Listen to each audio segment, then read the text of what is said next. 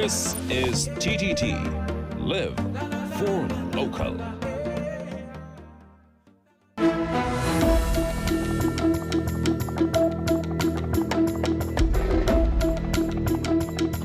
Good morning. This is your CDC News Update. I'm Carrie Roberts. Making the news at this time.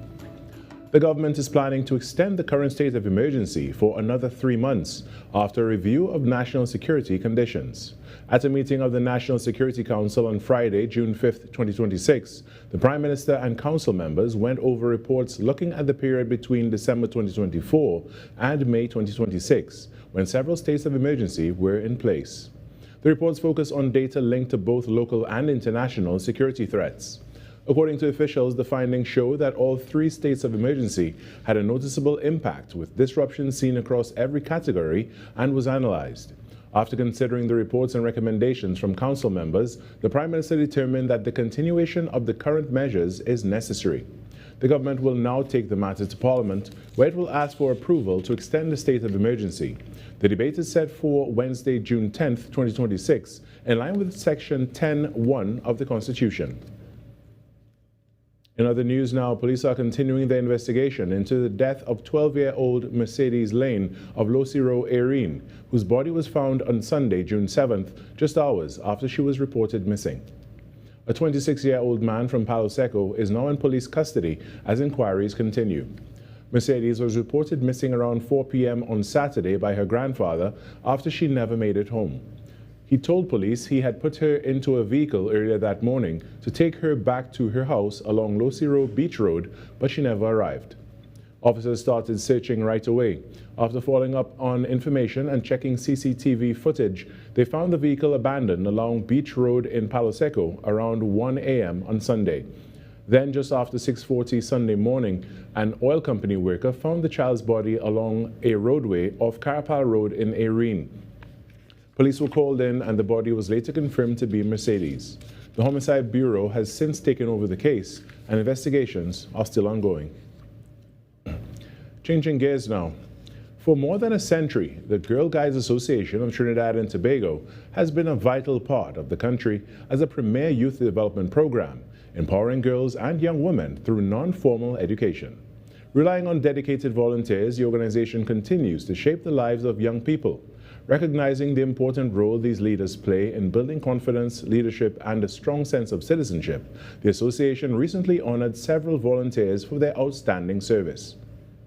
These accolades, compiled from data collected by guides and commissioners spanning back to 2022, recognize outstanding contributions, achievements, and dedication shown by members across the organization. As patron, President of Trinidad and Tobago Christine Carla Kangaloo, ORTT, commended the Girl Guides Association of Trinidad and Tobago, noting that the organization helps girls to build confidence and develops leadership skills. They learn from the adults who listen before judging, who hold standards without harshness, who encourage them to stand tall without causing others to stoop. In a world of restless noise and instant attention, such example is rare and precious. This is especially important for girls and young women who are learning what leadership can and should look like. The event honored mentors, volunteers, guiders, and commissioners for their years of dedication, by not just teaching young women how to achieve and lead, but also how to serve and lift others, ensuring they learn to speak not only with confidence, but with a deep sense of conscience.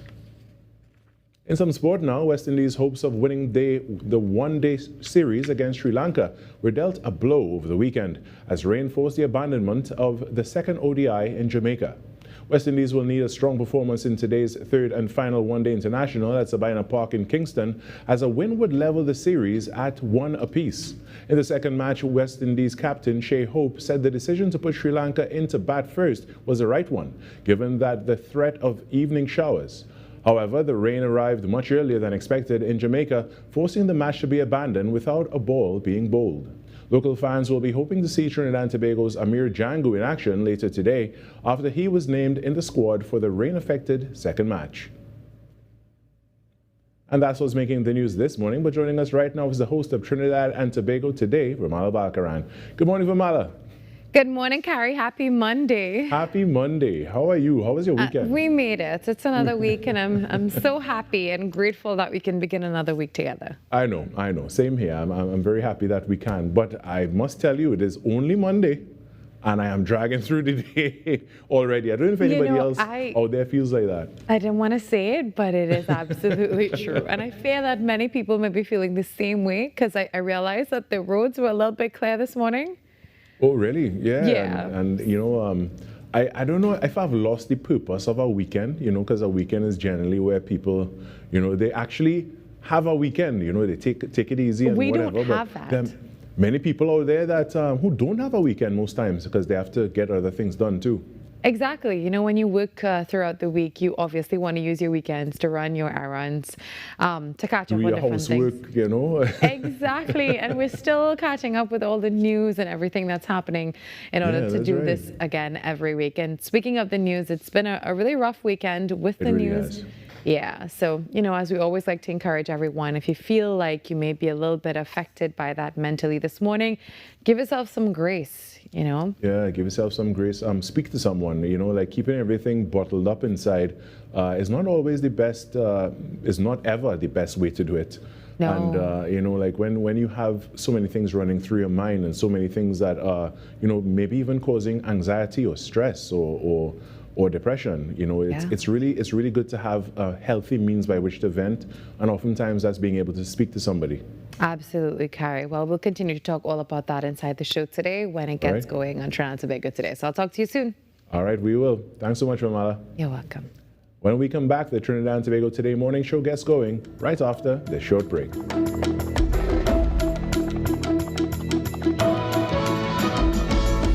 TTT News, every night at 7. TTT News, committed, accurate, relevant.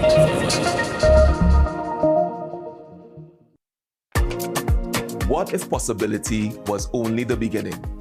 Welcome to Limitless, a journey where ideas become action and action becomes impact. From breaking barriers and challenging misconceptions to designing with dignity and driving innovation with heart. This series explores how inclusion is moving from concept to community in Trinidad and Tobago.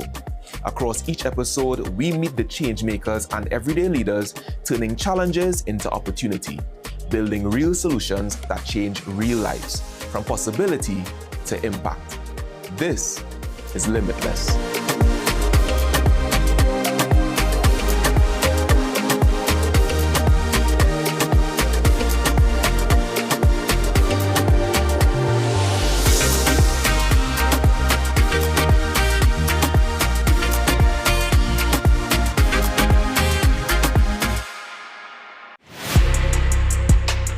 I'm Jamila Bannister, host of the Socially Safe podcast, the new TTPS podcast where we share real stories, teach real lessons, and create real impact. From online safety and youth crime to community policing and personal responsibility, we go beyond the headlines and talk about what's happening in our communities with the officers and experts who are on the front lines. Because safety starts with awareness, conversation, and action. Tune in to the Socially Safe podcast on the TTPS YouTube channel, listen on Apple Podcasts, and on Spotify. Don't miss it. Watch on TTT, Mondays, 6 p.m., Tuesdays, 1:10 p.m.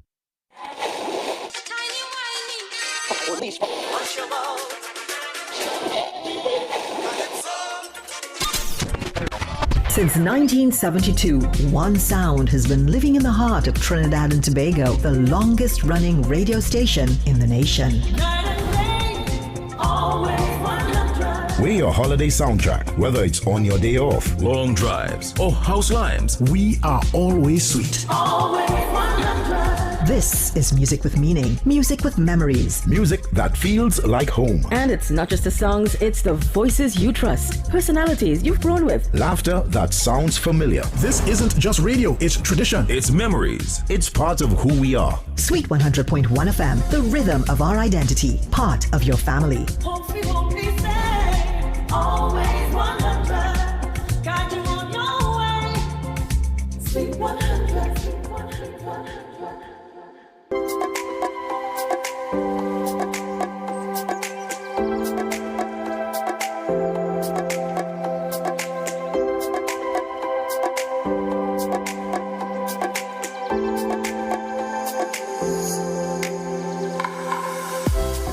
Monday, 8th June 2026. The time now, it is 6:10 a.m. Good morning, Trinidad and Tobago and the world. I'm Virmala Balkaran, and welcome to Trinidad and Tobago Today. Let's take a look now at what's trending this morning. All three states of emergency were associated with significant disruptions to criminal activity, according to a review by the National Security Council, which assessed the impact of emergency measures between December 2024 and May 2026. Now, the findings formed part of the basis for the government's decision to seek parliamentary approval this week for a further 3-month extension of the current state of emergency. And the current SOE is scheduled to expire on June 17, just a few days from now, and this will be debated in Parliament on Wednesday. And also, Defence Minister Wayne Sturge also expressed support for the extension, saying while crime trends have improved, more time is needed to consolidate gains against gangs, firearms, trafficking and narcotics networks. Gone too soon.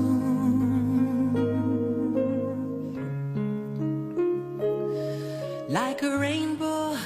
She was just a little girl. Those are the words of grieving father of 12-year-old Mercedes Lane, his voice breaking as he struggled to process her death. And he said he was told the child was placed into a vehicle just a short distance from her home, but she never arrived and was reported missing hours later. The father said nothing could have prepared him for this outcome. Now, Mercedes Lane is a Standard 4 student at St. Francis Erin RC Primary School, and her body was later discovered in a bushy area of Carapal Road, Erin, bearing marks of violence, according to police. A 26-year-old man is now in custody as investigators continue inquiries into the circumstances surrounding her death. The Trinidad and Tobago Police Service says CCTV and forensic evidence were key in tracking the vehicle linked to the case. The family is now demanding justice as the nation grapples with yet another violent killing of a child. Now, we speak with the Hunter Search and Rescue on this a little later on in the show. Now, before we head to the break, in wake of everything happening recently, it's been a really trying weekend for us all. You know, it's a lot to absorb sometimes.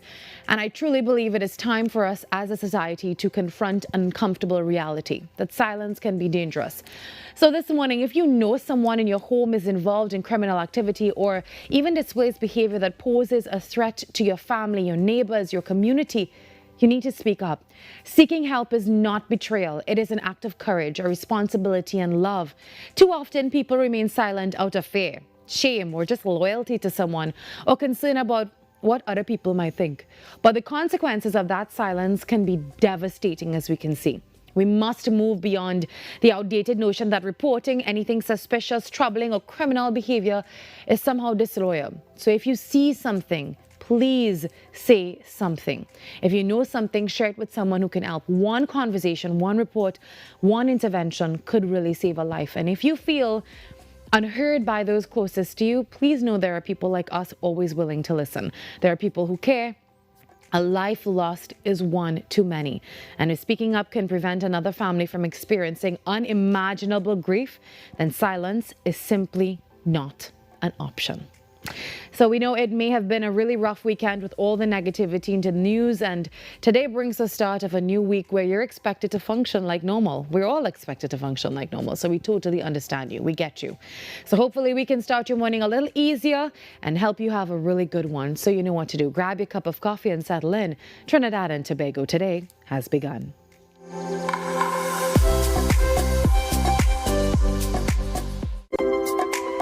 Being connected, it means a lot because, first of all, you can't do this by yourself. When you have your phone, you always have somebody at your side.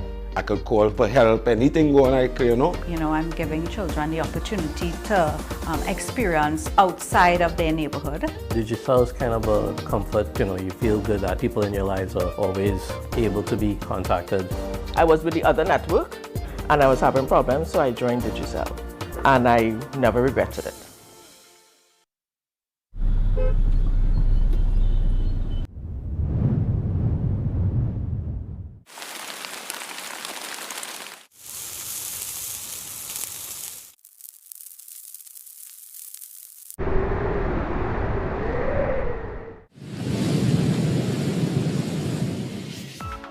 TTT Weather with Zaina James, daily at 7 p.m. The plays that shake the arenas. The stories that move a nation. From football to cricket, track to tennis, every win, every rivalry, every headline. This is where Trinidad and Tobago come for sports. TTT Sports with Nasira Mohammed, daily at 7 p.m. Coming up, hot plates, cold drinks, and chilled vibes were the order of the month in Antigua and Barbuda. Top chefs, tasty menus, influencers, and foodies. The boxes were ticked, kitchens buzzing, and grills fired up. It's the one and only Antigua and Barbuda Culinary Month. It's Caribbean Passport TV on TTT. Unleash your imagination with TTT's terrific Toon Time. Join us as we stop evil geniuses from taking over the world from Super Z, or hop on board for a journey into outer space with Galaxy Kids. Be a part of our quest to save the forests alongside our robot pals from Bugs Bot Ignition. Or let's go exploring with Duda and Dada. Catch terrific Toon Time weekdays at 4:15 p.m. and Saturdays from 9 a.m. It's fun-filled adventure with terrific Toon Time right here on TTT.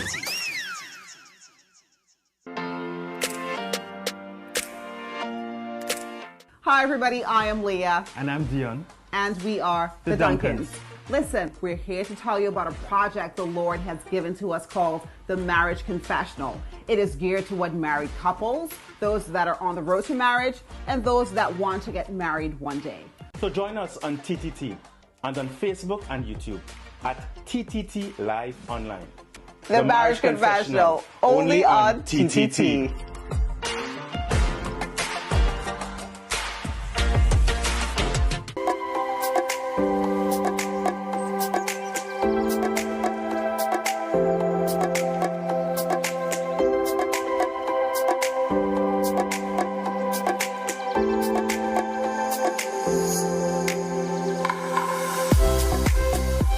The nation is mourning the tragic death of 12-year-old Mercedes Lane, whose body was discovered in Erin just hours after she was reported missing. Well, joining us now is Captain Valence Rambarat of the Hunters Search and Rescue Team, who helped to coordinate the search effort to discuss the overnight operation, the response from law enforcement, and the impact that this heartbreaking case has had on his team and the wider community. Good morning, Captain. Hi, good morning. It's a pleasure to be on this morning with you guys at TTT, and I want to wish your viewership a pleasant good morning, and I hope that they have a great day. Well, thank you for that, Captain. Now, you were in Jamaica when news of Mercedes' disappearance reached you. Walk us through that moment, and how were you able to mobilize the Hunters Search and Rescue Team from abroad?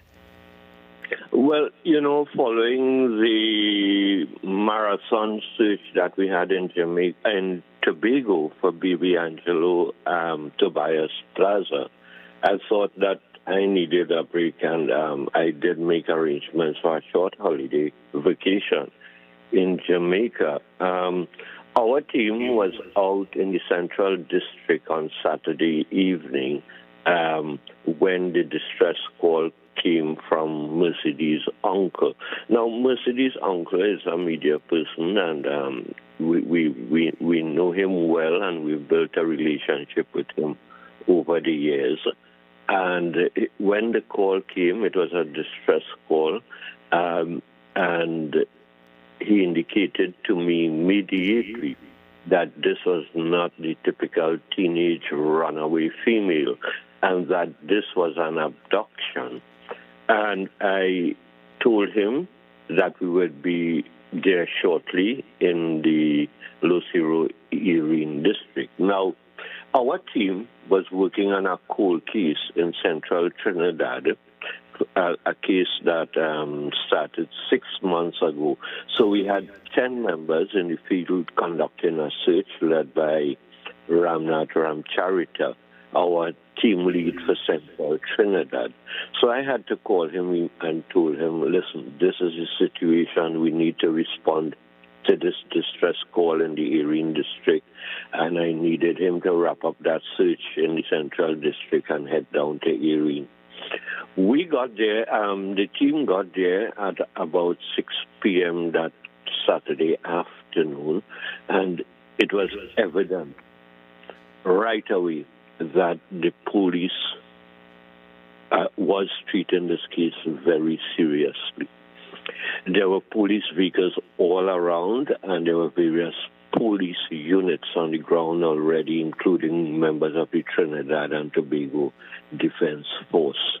We established contact with Sergeant Bagwandine of the Erin Police Station, and he met the 10 members led by Ramnath Ramcharita in the Erin district, and they were briefed on the ongoing situation. What they came up with right immediately was a search area, including to include all the side roads of the main road, and that Sergeant Bagwandine would feed the team information as information came in.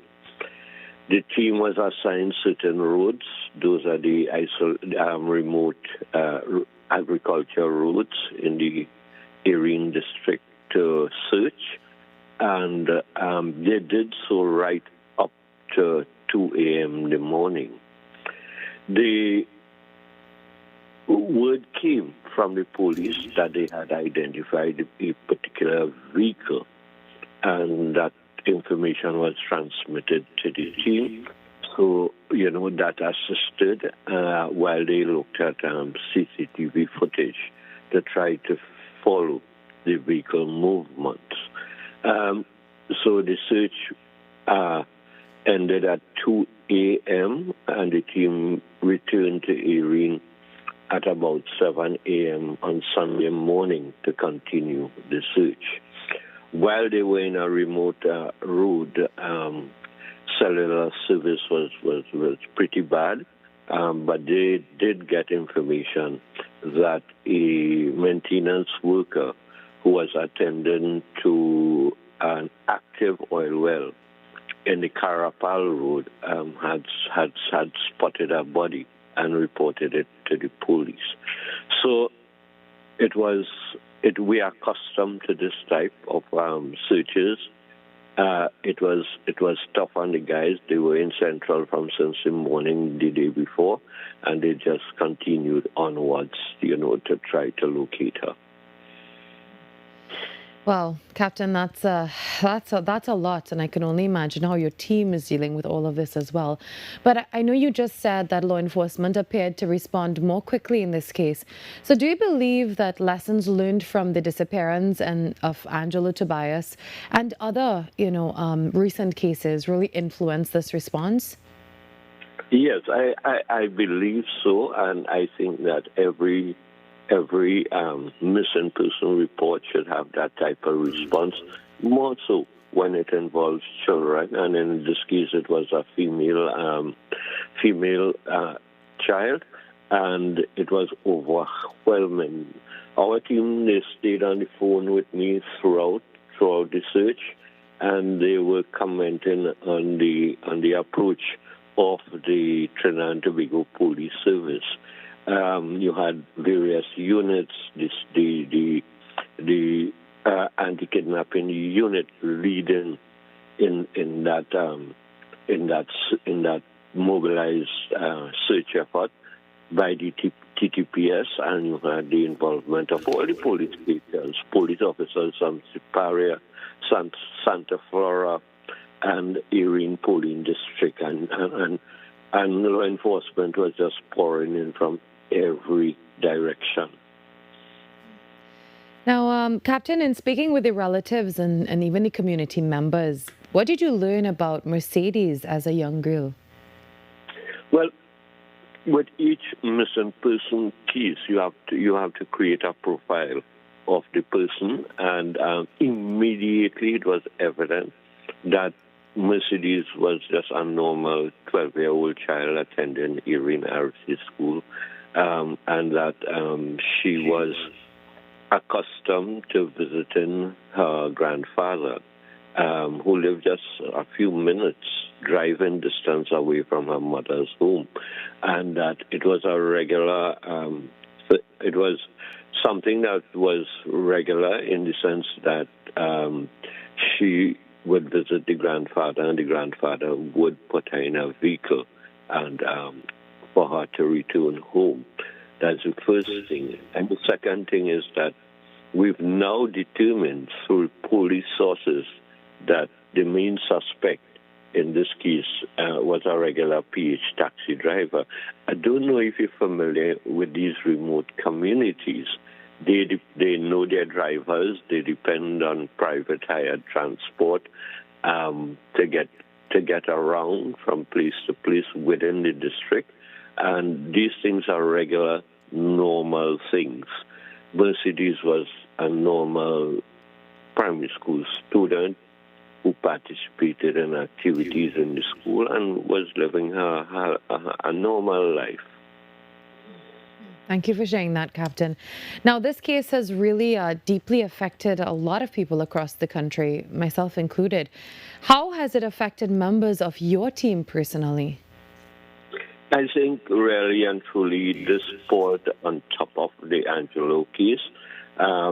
We continue to be mentally, our mental state. I know as the leader of the team, I have to look at that. It's one where, coming after the Angelo Tobias Plaza case in Tobago, we have to look at each other's mental health and see how best we can treat with that. It's not a nice thing to go out there and be searching, thinking that you may come across a body. It's not a nice thing. It's difficult to cope with. Yeah. Captain, do you have any support systems in place for your team members following cases like this, or is this something that you're looking at? We have to look at it, and it's something that we've been discussed. Normally, what I do is we put our mentally tough searchers at the front line, and so they have become accustomed to this type of search. However, you have the new ones, the ones who don't have as much experience as the frontline searchers. And we have to pay attention to every single person. Psychosocial support is always very important. And so, as a leader, I have to look at it and deal with it as we go forward. Well, Captain, before we go, finally, after helping yet another search involving, again, another child, what's your message to the public this morning? Well, I think we've seen a number of cases involving children. It was Angelo Tobias, now it's Mercedes Lane. Just prior to that, we had some shootings in the Mova Lady Young area there where two children were murdered in what appears to be gang violence. And the thing is, we have to do everything as a nation to protect our children. And it was always unwritten that as adults, we have to do all that we can to protect our children. And next is women, and we're seeing women being part of the crime and criminality situation in Trinidad and Tobago where they are victims. And as a nation, we have to revisit our core principles and say clearly, this must not be allowed to continue. It mustn't enter the psyche of the nation. It mustn't occur because the nation, as you rightly said, is in mourning. I was in Jamaica, but I can imagine what citizens felt when they got up yesterday morning and got the news that Mercedes Lane was found alive. That is one aspect of it. And then the second aspect of it is that, the whole question of how we move our children via transportation. We have to pay particular attention. I know it's hard for especially parents, especially mothers, when their children have to use transportation in some form or fashion. But you remember this calypso of long ago, Take the Number by Skunter. I don't know if you're as old as I am to remember that. That song came about of an incident involving transportation of a female. And, it's a little things you can't take for granted. Most mothers now will ask their children to take a picture of the vehicle that is transporting them. They will ensure that they have a phone to communicate with them while they're being transported. These are little things that we could learn from this so that we don't take, the movement of children for granted. Thank you very much, Captain, for joining us this morning. Always, so great when you give us all the information from these cases. And we really feel like we have all the facts, presented to us this morning. Thank you very, very much. We wish you and your team all the best and continue to do the amazing job that you've been doing. And we'll talk to you soon. You are welcome and much appreciated. Do have a great day. Thank you very much.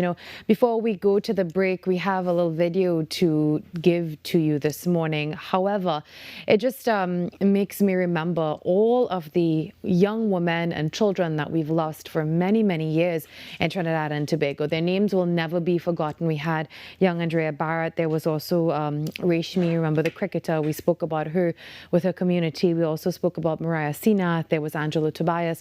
The list goes on and on and on. And sometimes it becomes a little too much. And this morning, I do believe that it has become too much. Trinidad and Tobago, what are we doing? What are we doing to our young people? What are we doing to our young women, our women and children? A little more love this morning, a little more kindness. And as we said before, if you see something, please say something. If you know that someone in your family or in your life is very capable of hurting people, they may have done it before, do not be loyal to them. Share that information with law enforcement, with people close to you, with anyone. Reach out to someone, even a stranger, and get some help and ensure that those people are dealt with in the way that they need to be and they don't hurt anyone. Well, before we take this break, we'll leave you with a touching memory of young Mercedes Lane. The 12-year-old was actually a member of the New Wave Pentecostal Assembly, where she worshipped alongside her family and friends. So here she is, joining other children, singing in goodness of God, a moment that now serves as a poignant reminder of a young life gone too soon.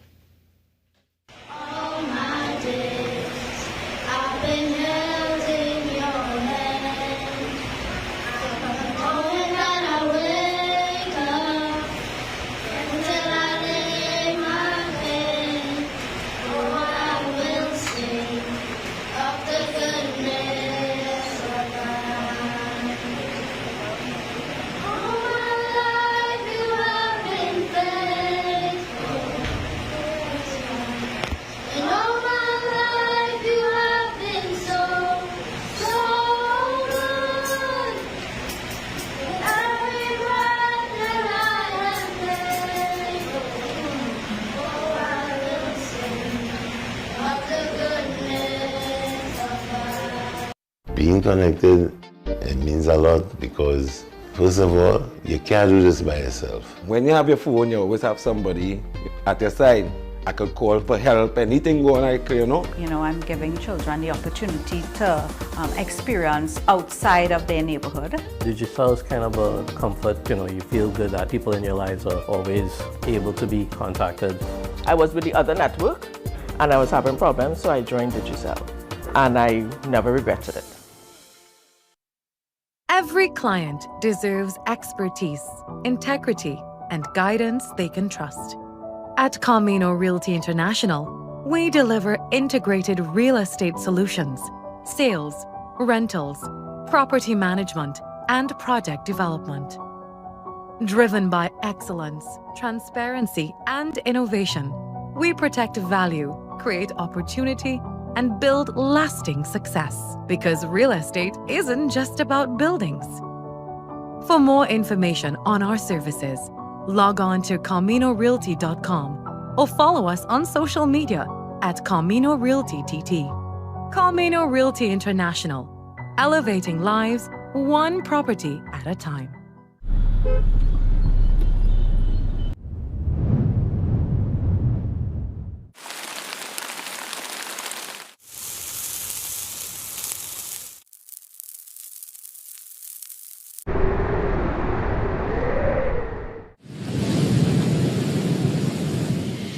Whatever the skies bring, stay prepared with TTT Weather. Committed, accurate, relevant.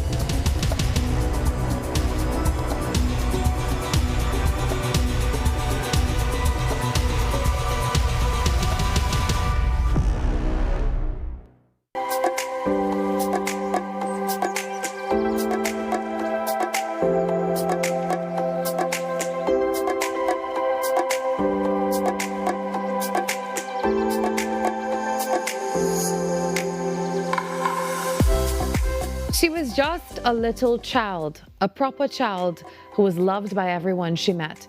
Those are the heartbreaking words of the father of 12-year-old Mercedes Lane as he remembered the daughter, he says, who had her whole life ahead of her. Now, he described Mercedes as respectful, quiet, and full of joy. On the morning of her disappearance, she had excitedly attended a school trip, including a visit to Mount St. Benedict, and was thrilled to be part of the experience. Her father said she had recently developed a passion for modeling and dreamed of achieving great things. Now, he says, a bright future has been stolen, leaving behind a grieving family and, of course, a nation searching for answers. Well, we'll have more on that a little later on. We reached out to her dad and he sent us something special that we'll probably share with you in a short bit. Well, continuing our show this morning, early childhood educators play one of the most important roles in our society. They help shape the minds, the confidence, and future successes of our nation's children. Yet, behind the classrooms, lesson plans and daily care are professionals who face increasing challenges, from staffing shortages and financial pressures to the growing demand for quality childcare services. Well, to help address these issues and strengthen leadership within the sector, the Empowered Childcare Leaders Conference aims to equip childcare providers and early childhood educators with practical tools for leadership growth, enrollment expansion, classroom environment design, and sustainable business practices.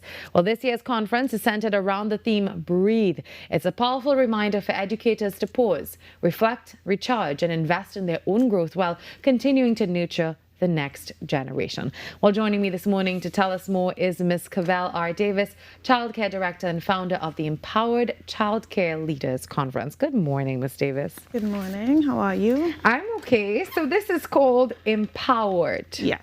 And the emphasis is on the ED at the end. That's correct. Now, you are hosting all of this on July 11th. So tell us a little bit about what inspired the creation of this event. What gap did you identify in TNT's early childhood education sector that made a conference like this absolutely necessary at this time? All right. Well, Empowered really came about because we don't have anything for us. So in the early childhood sector, we have little courses here and there, but there's nothing geared towards us. And so I decided to create something, and Empowered came to mind. The, of course, plays on the ED on the end for education. And so the gap really was just that we As I said, we don't have anything, and so I figured this would be a good opportunity for us to get together in the industry and make a difference. Yeah. Now the theme is breathe. Yes. So why did you choose that word? What message are you really hoping that it really sends to childcare providers and early childcare educators? So we really breathe. So in early childhood care, we pour into our little ones, we pour into the business, into our families, but very rare we actually sit and decide to take a breath. So breathe really is the overarching theme for this, and it's focused basically on us and our wellness. And that makes a lot of sense. Yes. Now, you spend, well, childcare providers and educators really spend their days nurturing and supporting families. That's Yes, an we do. incredible job. Yes. And then you leave and you're, well, you're fulfilled and you're also very drained, and you still have to Yes. go home and take care of maybe your kids and your Yes. families. How often do they really get the opportunity to focus on their own well-being and their own professional development and leadership growth? We don't get a chance to do it, and even when we leave, we're still on. Real true educators, we never get that opportunity to really just pause and take care of us. We miss appointments, we miss doctor's visits, we miss our children's events in school because we're focused on our job and nurturing little ones. Wow. Now, as I said, that's a rewarding job, but they also have the challenges that come with it. So what are some of the biggest challenges that childcare centre operators in Trinidad and Tobago are facing today that parents and the wider public may not actually fully appreciate? I think it's a balancing act. So the balance between providing quality care and also running the business and making it sustainable. Because we are balancing payroll, we are balancing rent, we are balancing salaries, and then we are, of course, trying to provide that quality care. So it's trying to do those things while remaining sustainable for parents and affordable. Yeah, now staffing and retention really continues to be a major concern, or two major concerns across many sectors. How is the childcare industry being affected, and what strategies can leaders use to build and retain strong teams? Well, it's really not a one-size-fits-all in the early childhood care. You really need to get staff that really understand your mission and your goal.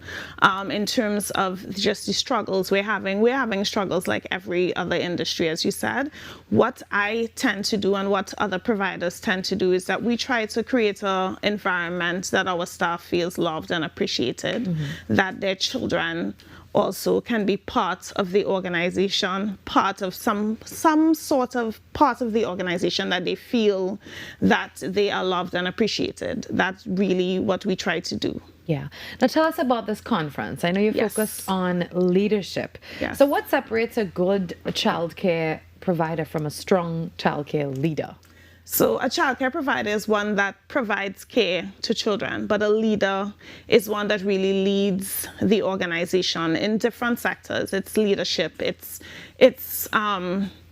staffing and retention, it's planning events for the children. It's really taking a whole approach to the business rather than just the child alone.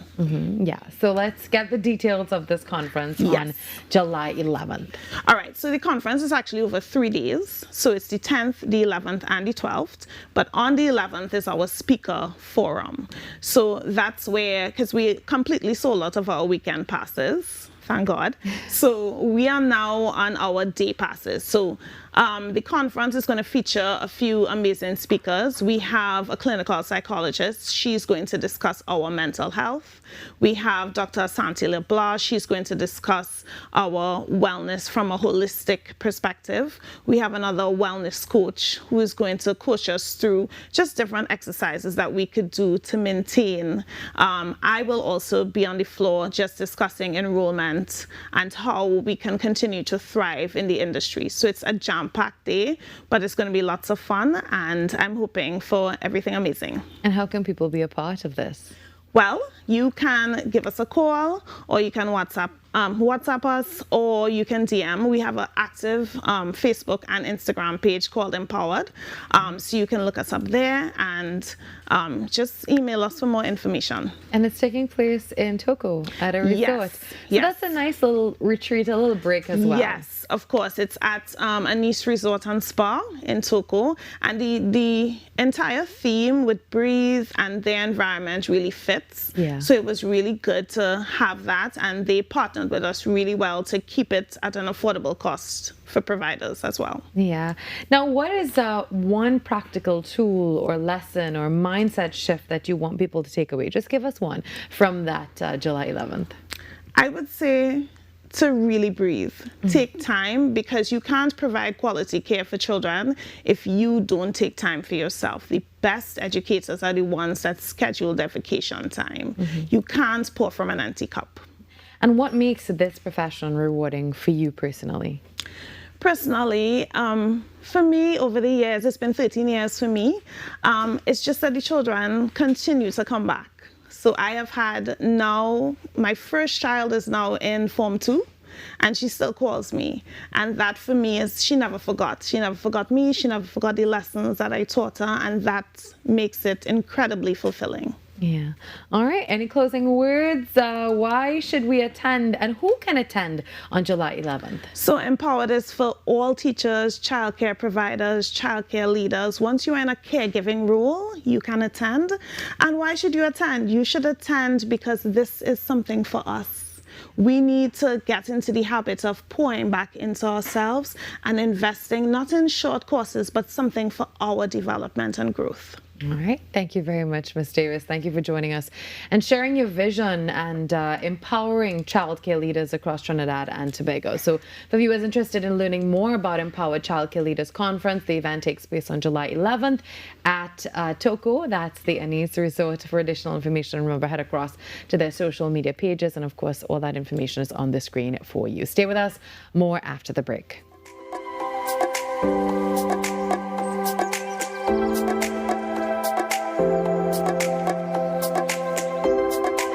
Every client deserves expertise, integrity, and guidance they can trust.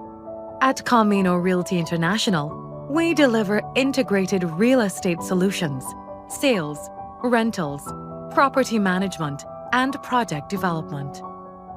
Driven by excellence, transparency, and innovation, we protect value, create opportunity, and build lasting success, because real estate isn't just about buildings. For more information on our services, log on to CaminoRealty.com or follow us on social media at Camino Realty TT. Camino Realty International, elevating lives one property at a time. Being connected, it means a lot because, first of all, you can't do this by yourself. When you have your phone, you always have somebody at your side. I could call for help, anything going like, You know, I'm giving children the opportunity to experience outside of their neighborhood. Digital is kind of a comfort, you feel good that people in your lives are always able to be contacted. I was with the other network and I was having problems, so I joined Digicel, and I never regretted it. Coming up, hot plates, cold drinks, and chill vibes were the order of the month in Antigua and Barbuda. Top chefs, tasty menus, influencers, and foodies. The boxes were ticked, kitchens buzzing, and grills fired up. It's the one and only Antigua and Barbuda Culinary Month. It's Caribbean Passport TV on TTT. I'm Jamila Bannister, host of the Socially Safe Podcast, the new TTPS podcast where we share real stories, teach real lessons, and create real impact. From online safety and youth crime to community policing and personal responsibility, we go beyond the headlines and talk about what's happening in our communities with the officers and experts who are on the front lines. Because safety starts with awareness, conversation, and action. Tune in to the Socially Safe Podcast on the TTPS YouTube channel, listen on Apple Podcasts, and on Spotify. Don't miss it. Watch on TTT, Mondays 6 p.m., Tuesdays 1:10 p.m. I'm Renee Sion with another edition of Caribbean Week in Review.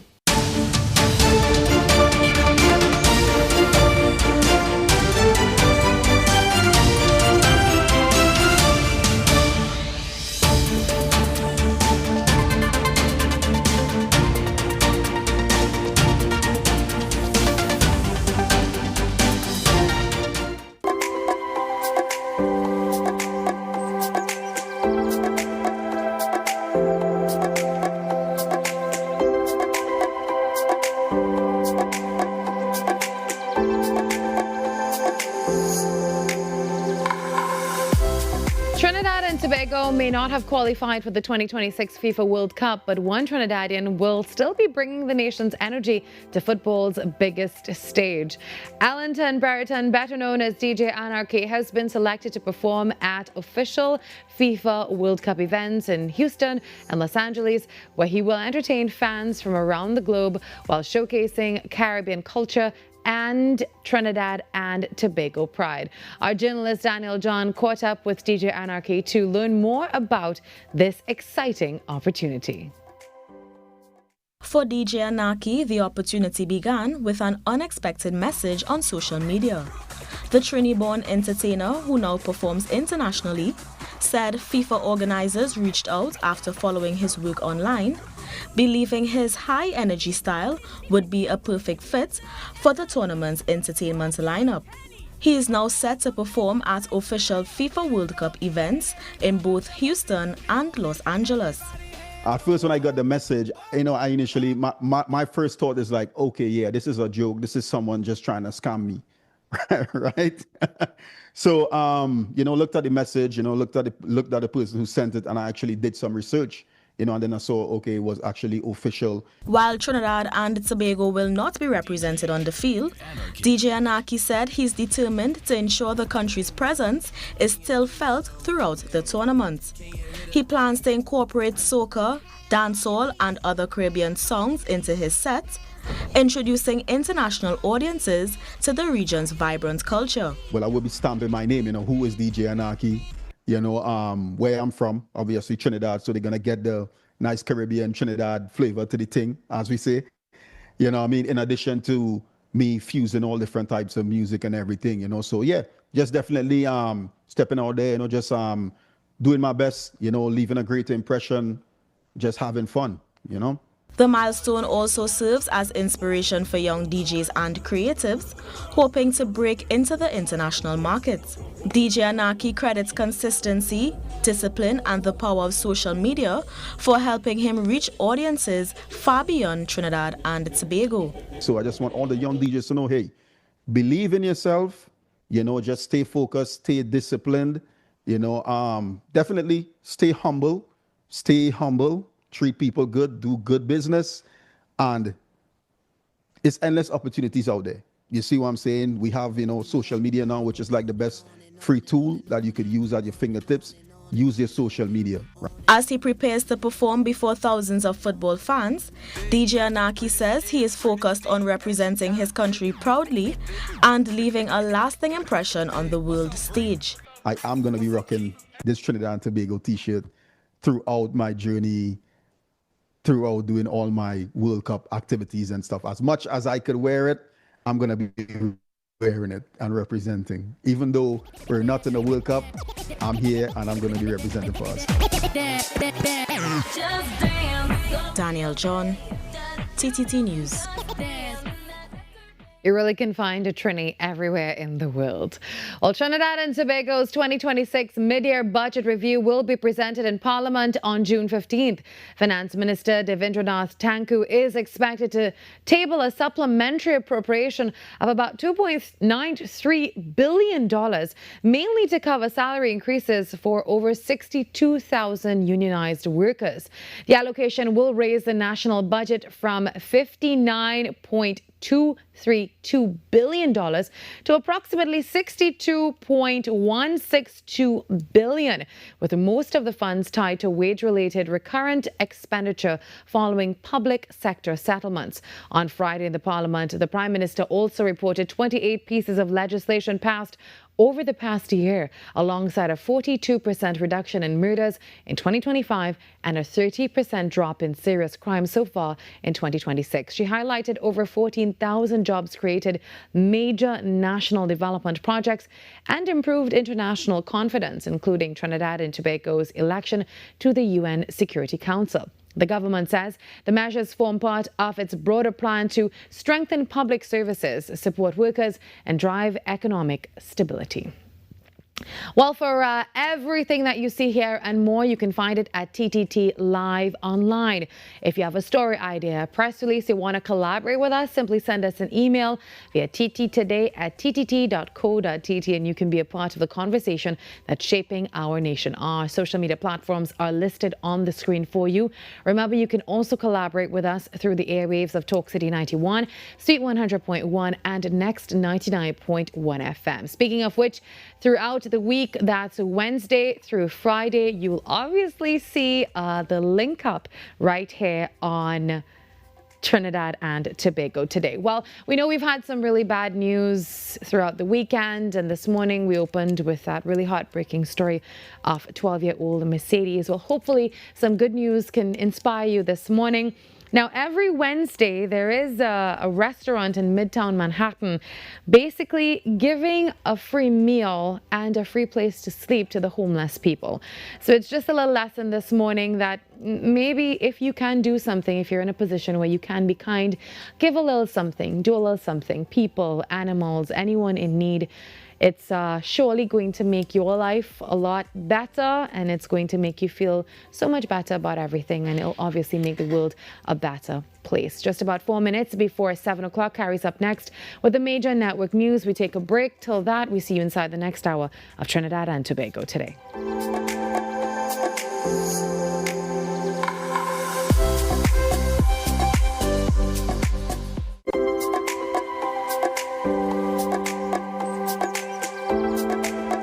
Attention viewers in Trinidad and Tobago. The Truth of God now airs on the TTT network every Sunday morning at 7 a.m. You won't want to miss the dynamic preaching of Pastor Jennings as he speaks from God's Holy Bible. The Truth of God, Sunday mornings at 7 a.m. on the TTT network.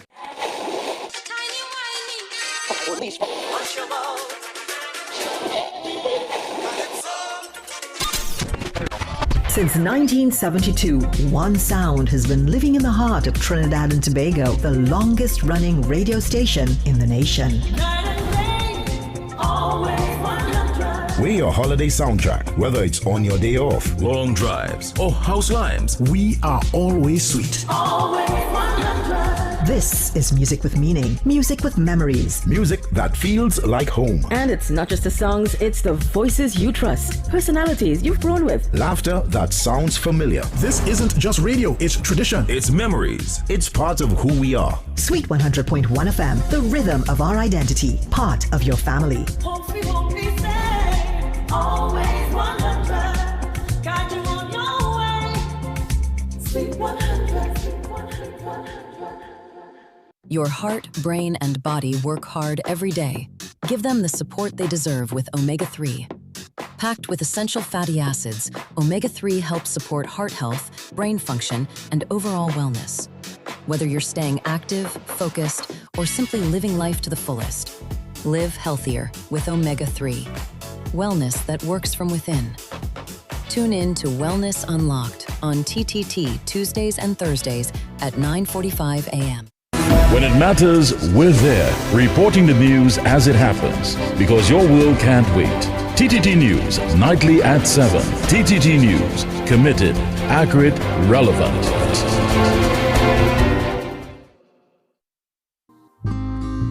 You are dearer to me than all the stars. So many wish but never reach. 'Cause when I'm falling and all the world seems dark, you help me find my peace. Oshun mi ba vijani. Oshun mi ba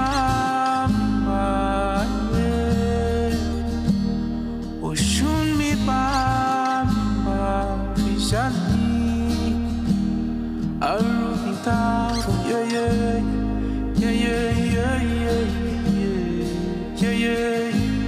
yeah, yeah, yeah, yeah, yeah, yeah.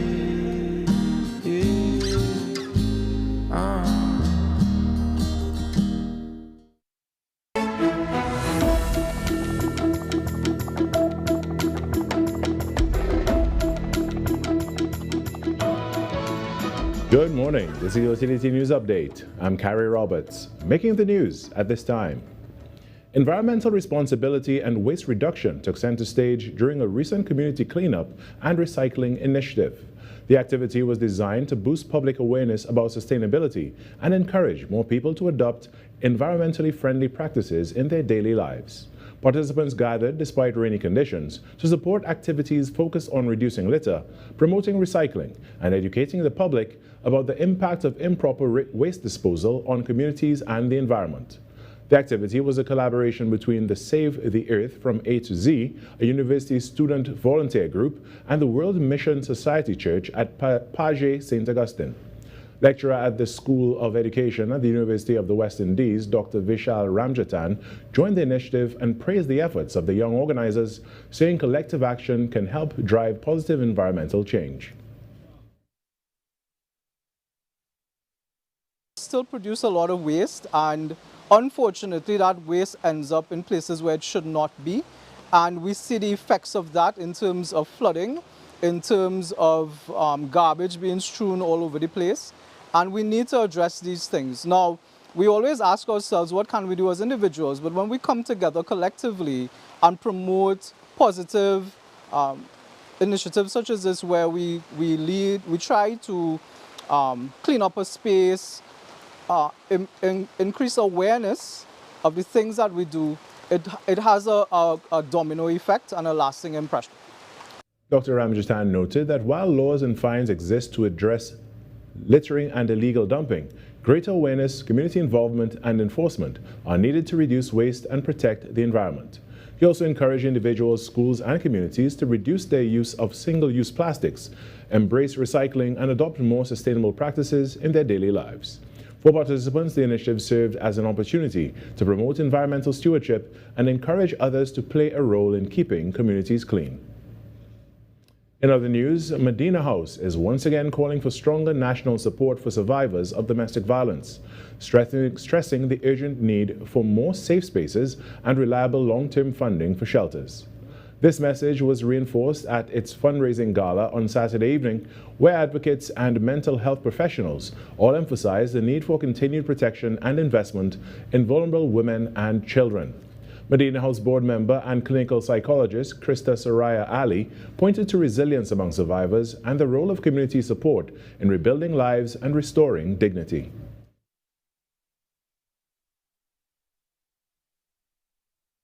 So the women who arrive at these spaces, it's more than just a building.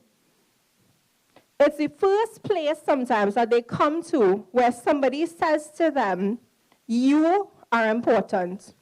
You are safe. You are heard. And more importantly, you are not alone. And sometimes these words is the beginning of a brand new life for these people.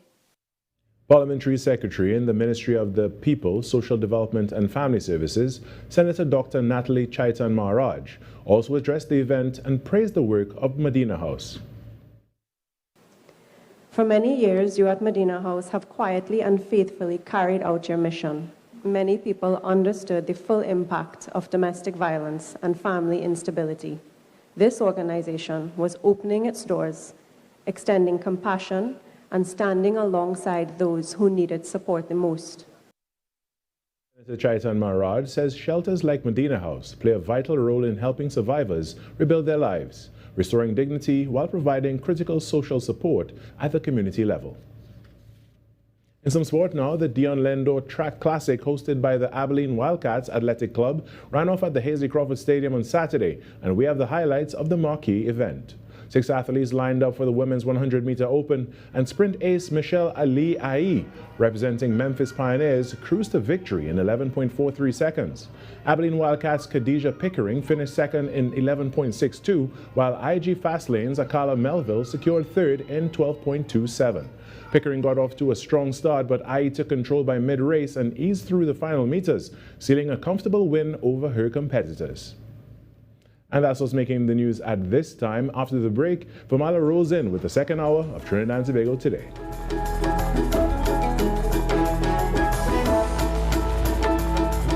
Every client deserves expertise, integrity, and guidance they can trust.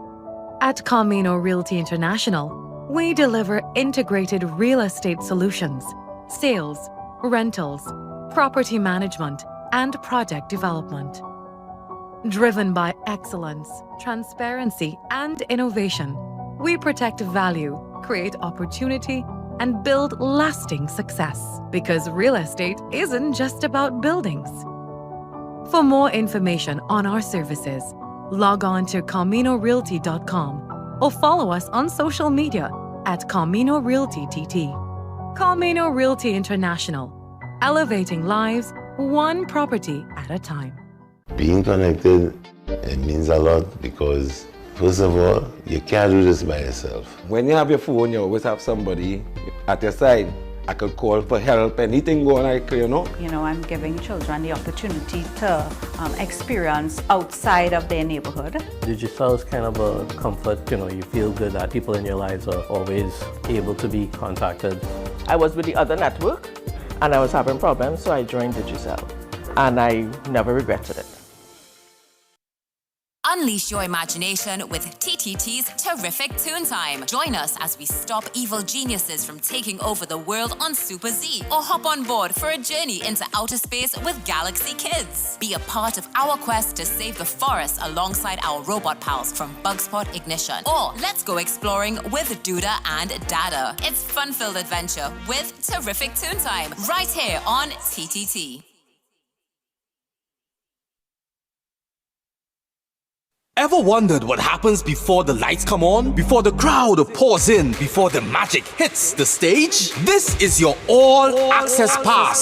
Sneak Peek with Junior K takes you behind the scenes of the biggest cultural moments and the hottest events across TNT. From the sound checks to the stage setups, from final rehearsals to exclusive interviews. If it's about to be big, we're already there. Catch Sneak Peek airing daily on TTT and relive every moment on all our social media platforms. Sneak Peek with Junior K, where the story starts before the spotlight.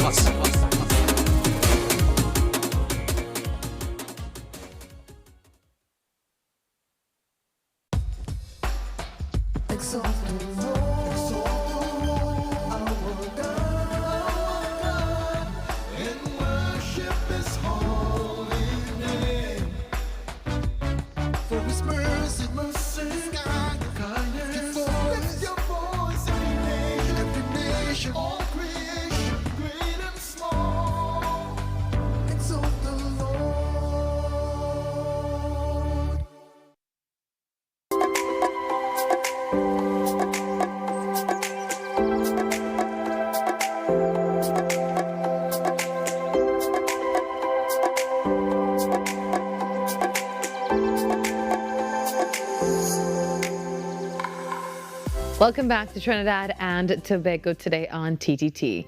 Now, across the Caribbean, sargassum has become one of the region's most persistent environmental challenges. Each year, massive amounts of seaweed wash ashore, affecting beaches, coastal communities, tourism, and local economies. But what if this challenge could also become an opportunity? A Trinidad and Tobago-based organization is promoting an innovative approach that reimagines sargassum, not as waste, but as a valuable resource capable of supporting agriculture, strengthening food security, and creating new economic opportunities throughout the Caribbean. Joining us this morning are Udain Onika Garcia, founder of Synergy Sphere Casa, and Samuel Wilson, Chief Executive Officer of Synergy Sphere Casa, to discuss their vision for transforming sargassum into what they call blue gold and how this approach could help reshape the region's future. Good morning to you both. Thank you for being here. Good morning. Good morning. Thank you for having us. Blue gold. That is a very interesting phrase. Now, every year, Caribbean countries spend millions trying to manage sargassum when it washes ashore. But the organization is now encouraging us to see it as blue gold. So what sparked this shift in thinking, and what exactly is blue gold?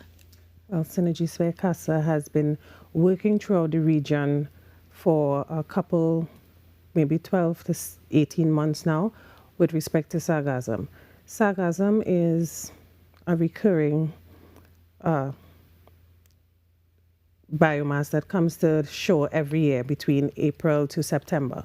So we looked at all of the various islands, their approach to taking care of sargassum, which is quite reactive. All of the islands utilize beach cleanups when the sargassum arrive. So we looked at developing a strategy that will actually stop the environmental impact that it has when the sargassum lands on the shoreline and starts to decompose. So that is what sparked our Blue Gold initiative, where we look at this untapped resource that comes to the Caribbean seas every single year between April to September, and developed a strategy that can actually turn it into something valuable. We see it as a nuisance, but we see it as waste to wealth. Yeah, right. So let's talk about that now. It can be an economic opportunity. How so? So what a lot of people deem as a pest, a nuisance, is actually a gift from God. And we can repurpose the sargassum, and there's quite a number of products that can be derived from it. If you look at Barbados, for instance, they have actually started using the sargassum and refine it to a state where they power vehicles via that process. We have had people from France coming into our region using sargassum to make fabrics and other different things. So there's quite a lot of things that can be done. But however, we, in our purpose, our vision, we looked at the needs of the region. And we look at the 25 by 2025 plus 5, which is the CARICOM's agenda in terms of food sustainability and food security. So that is why we are looking at agriculture, sustainable agriculture in the first instance, and then we can look at other products later on. Yeah. Now, speaking of CARICOM, I know that you recently presented this strategy to the CARICOM Ministerial Task Force. So what was the response, and how receptive are regional leaders to this approach? Well, actually, it has been quite receptive. They were quite receptive. They actually embraced the idea of the agricultural inputs to provide another channel for food security for the region. So we have engaged with Grenada, Barbados, and Tobago, so far St. Lucia, and more recently Turks and Caicos. So they are all looking forward to adopting this Blue Gold strategy, because the amount of the annual spend to do the reactive cleanup, and most times they just bury it into the landfill, they now see it as economic value, where they can turn their economy into a thriving one, and then also have 365 days of actual food by utilizing it into the agricultural inputs.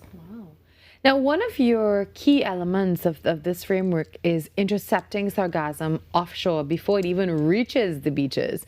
You know, when it reaches the beaches, we know that it causes a lot of problems, and then there's the scent, and there's all of that, the decomposition. So why is this step so important for both an environmental and economic perspective? So it's very important that we capture it before it arrives on shore. When it arrives on the shore, it decays very quickly.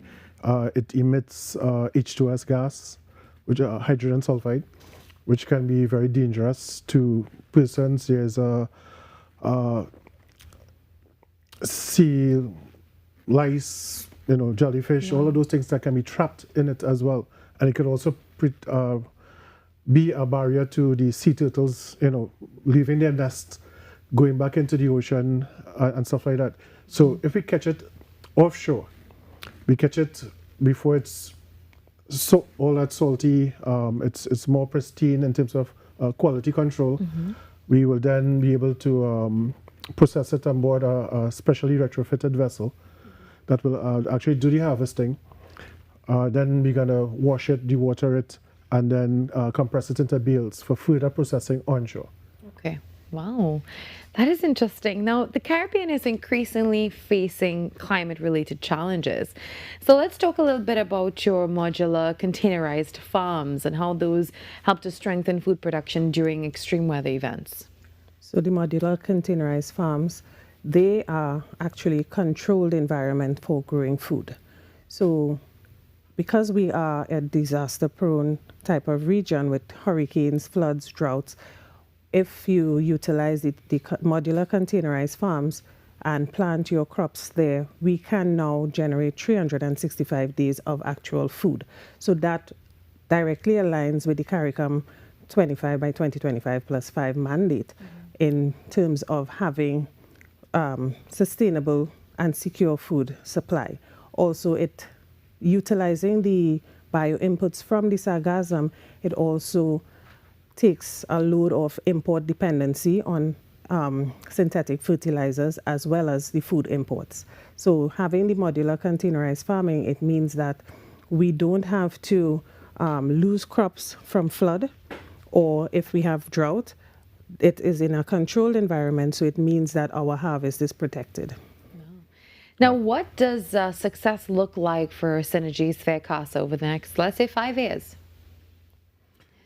So for us, our success, we see that lower imports in terms of not just food, because we'll be producing a lot more food locally, also in terms of the synthetic fertilizers and stimulants that is imported. We have lots of stuff being imported because of the fact that we had several plants within Trinidad who would have produced those chemicals being shut down. So having an organic replacement for the fertilizers that farmers have to use because of our soil type and stuff like that, we measure those KPIs as some of our success points. Interesting. Now, if there's one message that you want Caribbean governments and businesses and citizens to take away from your initiative and your framework, what would it be? Well, Synergy's Fair Casa is the innovation architect of the Blue Gold strategy. We actually have the technical capacity and expertise. We actually will take this particular initiative to create more jobs within the region, and it is actually taking an environmental nuisance and turning it into wealth creation. It is a total economic shift. So utilizing our strategy, it means that we can now tap into the blue economy, whereas we don't have to have the heavy dependence on imports, and we can now have a more sustainable and resilient region. Any closing words for our viewers? So this is an initiative that we are very passionate about. As Mrs. Garcia would have indicated, we have a lot of international partnerships. We have the right formula in terms of the mixture for the biostimulants. And, this is something that we are very eager to have other governments within the region to join us with it. So you can follow us on social media. We have our Facebook page, Instagram, and all of those different social handles. Follow us there for more information, and then we hope to be back again soon. Yeah, for sure. We have that information on the screen for you here as well. Thank you very much, Ms. Garcia and Mr. Wilson. Thank you both for joining us and sharing your vision and really helping us, to transform one of the Caribbean's most pressing environmental challenges into an opportunity for innovation, food security, and of course, economic growth. Very, very important. So for viewers interested in learning more, we have that information on the screen for you now. Synergy's Fair Casa and its Blue Gold initiative. Stay with us. There's more ahead on Trinidad and Tobago Today.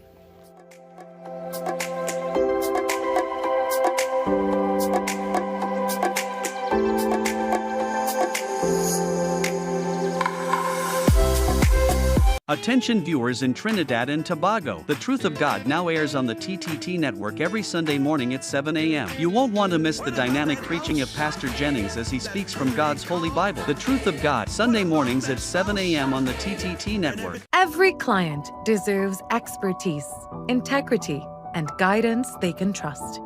At Camino Realty International, we deliver integrated real estate solutions, sales, rentals, property management, and project development.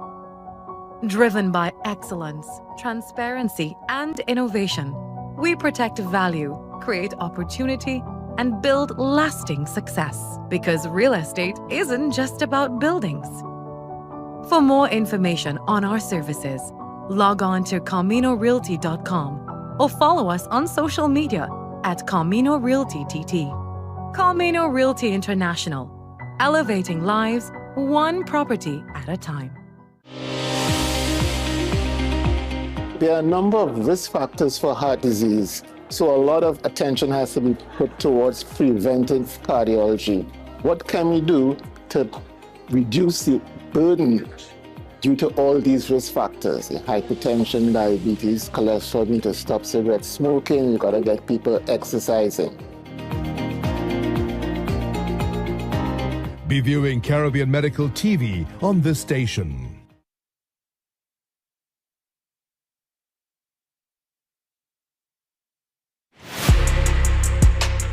I'm Jamila Bannister, host of the Socially Safe podcast, the new TTPS podcast where we share real stories, teach real lessons, and create real impact.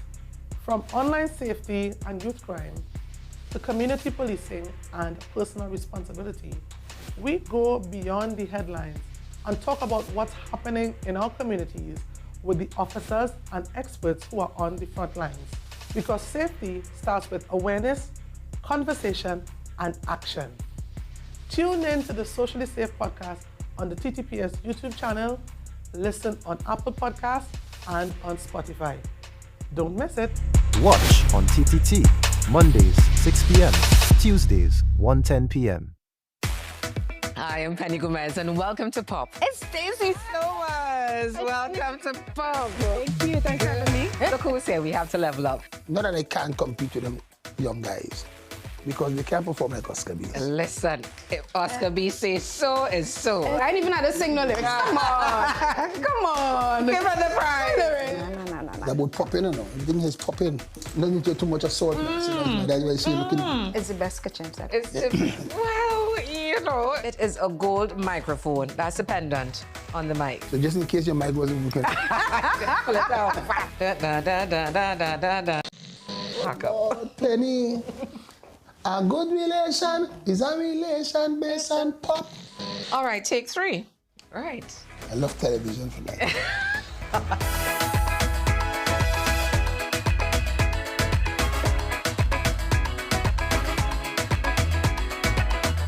Fling out your hand, stick out your hand. Butterfly. Hey. Butterfly, Penny. Butterfly. Hey. Butterfly, Stacey. You wicked. The Mother Church of the Anglican Diocese suffered significant damage during the earthquake of 2018.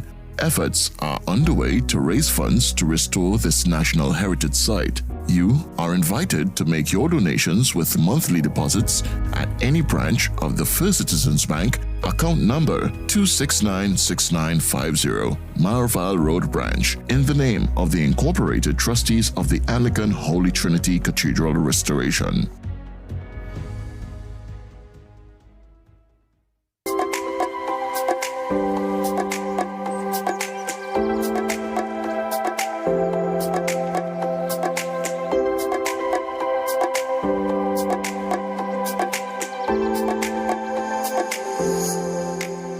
Well, the Caribbean continues to face growing environmental and economic challenges, from extreme weather events to rising energy costs and the need for more sustainable development. As countries across the region look for practical solutions, collaboration, innovation, and investment, all of that are becoming increasingly important. Against this backdrop, an important regional conversation is set to take place later this month, bringing together leaders from a wide range of sectors to explore the future of climate resilience and economic growth in the Caribbean. Caribbean. Well, joining me this morning is Raquel Moses, Chief Executive Officer of the Caribbean Climate Smart Accelerator, to discuss why these conversations really matter now more than ever and what they could mean for the future of the region. Good morning. Morning. Thank you for being here. Thank you for having me. A very special topic, a very crucial one as well. It is climate change. Now, the Climate Smart Summit 2026 brings together leaders, investors, entrepreneurs, and innovators from across the region.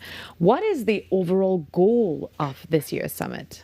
The goal of the summit is to catalyze more investment across projects. So what we want and what we will have are entrepreneurs bringing their solutions. We'll have the private sector looking at solutions for their climate challenges. We will have governments bringing their projects and investors looking across the piece, as well as philanthropists thinking about how do they unlock the potential of our market. So it's really bringing all of the pieces together into one room to see how many deals can we move forward over the course of the next year. Yeah.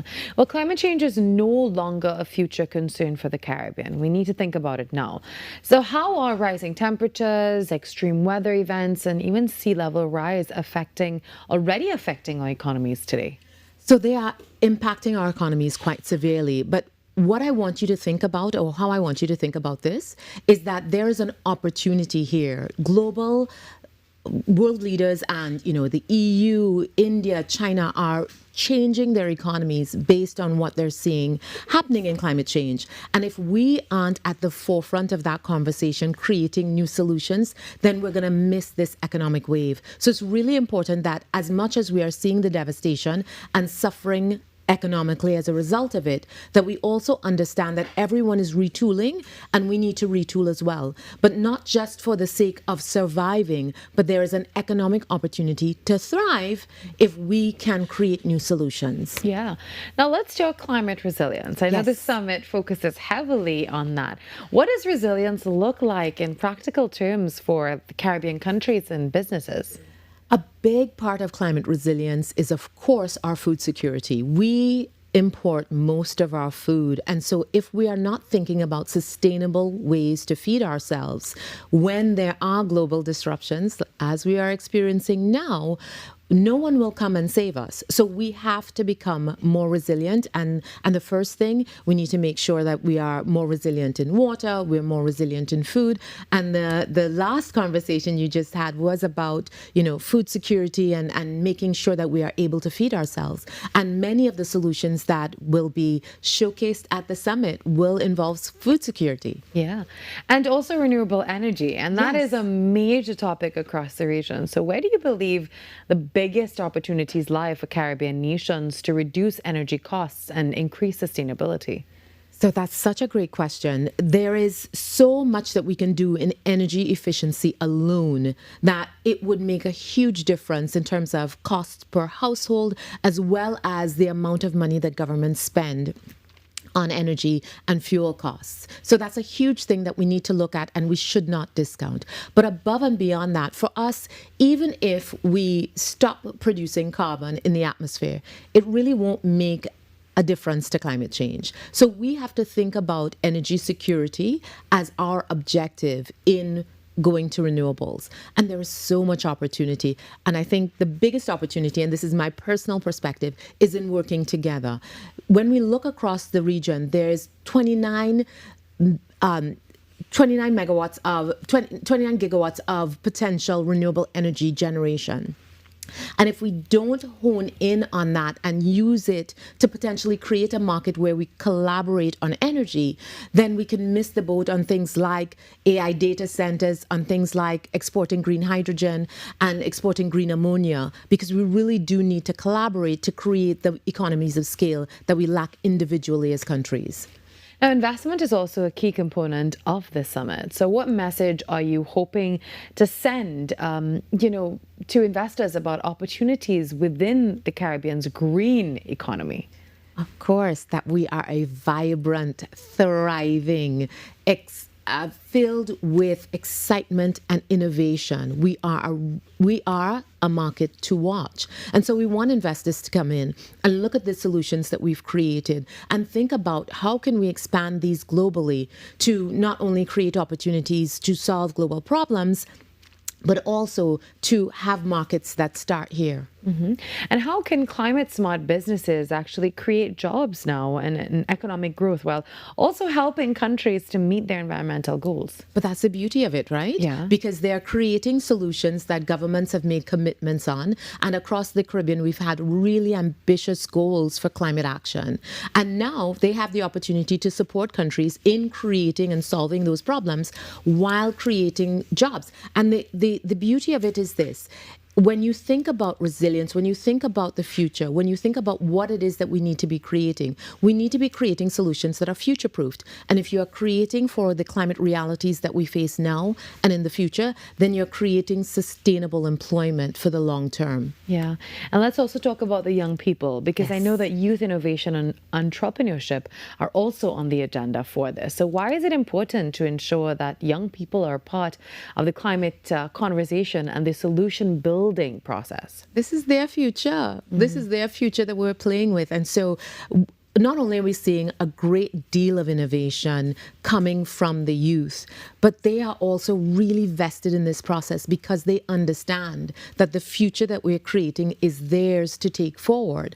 So there's Nisus Energy that we've worked with, that's creating solutions, Legina Henry, who's creating sargassum solutions. And we have all of these incredible young people. Dareem Jeffries creating a water solution and a eco car wash. So all of these solutions are innovative, they are future focused, and they're led by the people whose futures are being secured by it. Yeah, very progressive. Yeah. Now, many people actually hear the term climate smart investment. So I want to ask you now, what does that actually mean? And what are some examples that can work in the Caribbean? Sure. And so some of the examples that I just provided, so Dareem Jeffries with his eco car wash, using 80% less water than you would typically use to wash a car. And that is something that's not just relevant to us. That is something that's relevant across the globe. You have Legina Henry creating biofuel and fueling cars that it's already been tested using sargassum waste. That's a beautiful solution of circular economy. And that's something that is needed everywhere because so many of us are contemplating decarbonizing our transportation sectors. And we have lots of entrepreneurs that are working on food security. We all need sustainable sources of food. So when you think about those investments, it is about creating investments that are long-term, that support the objectives that we have, and that help us to survive and not help to kill us. Yeah, agreed. Now, what role can regional collaboration really play in helping Caribbean nations tackle shared climate challenges more effectively? It's all about regional collaboration. I think one of the things that we miss is that we are small in the global context, but together we can be very, very mighty. And we need to be able to create economies of scale. We've built a climate smart map that you can find at map.caribbeanaccelerator.org. And that's where you can see what are some of the opportunities that exist regionally and not just in individual islands. We all want to maintain our sovereignty, and that's incredibly important. But together, when we stick together and we work together, there are solutions that we can create, that we can allow to get bigger and proliferate in larger regions if we are able to work together, like sargassum transformation as an example, because any one island would not have enough to maintain over time. But if we all work together for collection and distribution, it makes a huge difference. Yeah. Now, looking beyond the discussions, what tangible outcomes or commitments are you hoping that will emerge from the Climate Smart Summit 2026? That's the best question ever. So what we're hoping to do is each of the panels that we have, each of the conversations that we're having, it's about taking action. And then we're documenting that action and tracking it over the course of the next year. So it is about how do we track and make sure that the changes and the decisions that are being made at the conference are actually moving forward to action down the road. So we will be releasing something on an ongoing basis about the outcomes of this summit. How many deals were we able to catalyze? And then what does it mean that we need to do different to be able to catalyze even more deals? Yeah. Now, if there's one message that you want Caribbean governments and businesses and citizens to take away from the summit, what would it be?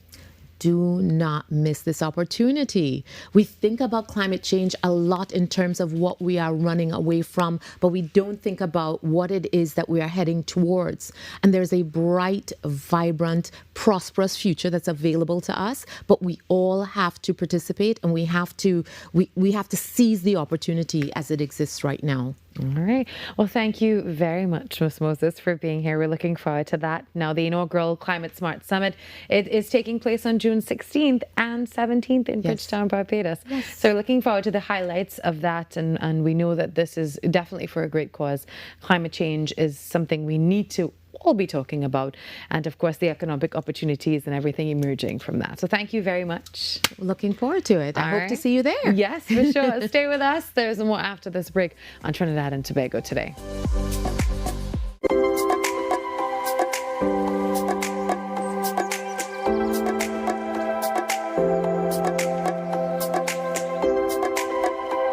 Being connected, it means a lot because first of all, you can't do this by yourself. When you have your phone, you always have somebody at your side. I could call for help, anything going on, you know. You know, I'm giving children the opportunity to experience outside of their neighborhood. Digital is kind of a comfort, you know, you feel good that people in your lives are always able to be contacted. I was with the other network and I was having problems, so I joined Digicel. And I never regretted it.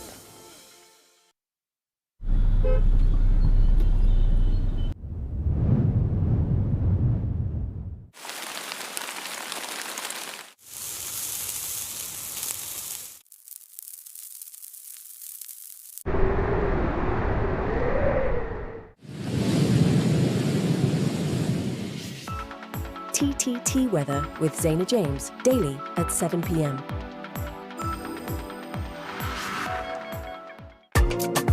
What if possibility was only the beginning? Welcome to Limitless, a journey where ideas become action and action becomes impact. From breaking barriers and challenging misconceptions to designing with dignity and driving innovation with heart. This series explores how inclusion is moving from concept to community in Trinidad and Tobago. Across each episode, we meet the change makers and everyday leaders turning challenges into opportunity, building real solutions that change real lives, from possibility to impact. This is Limitless.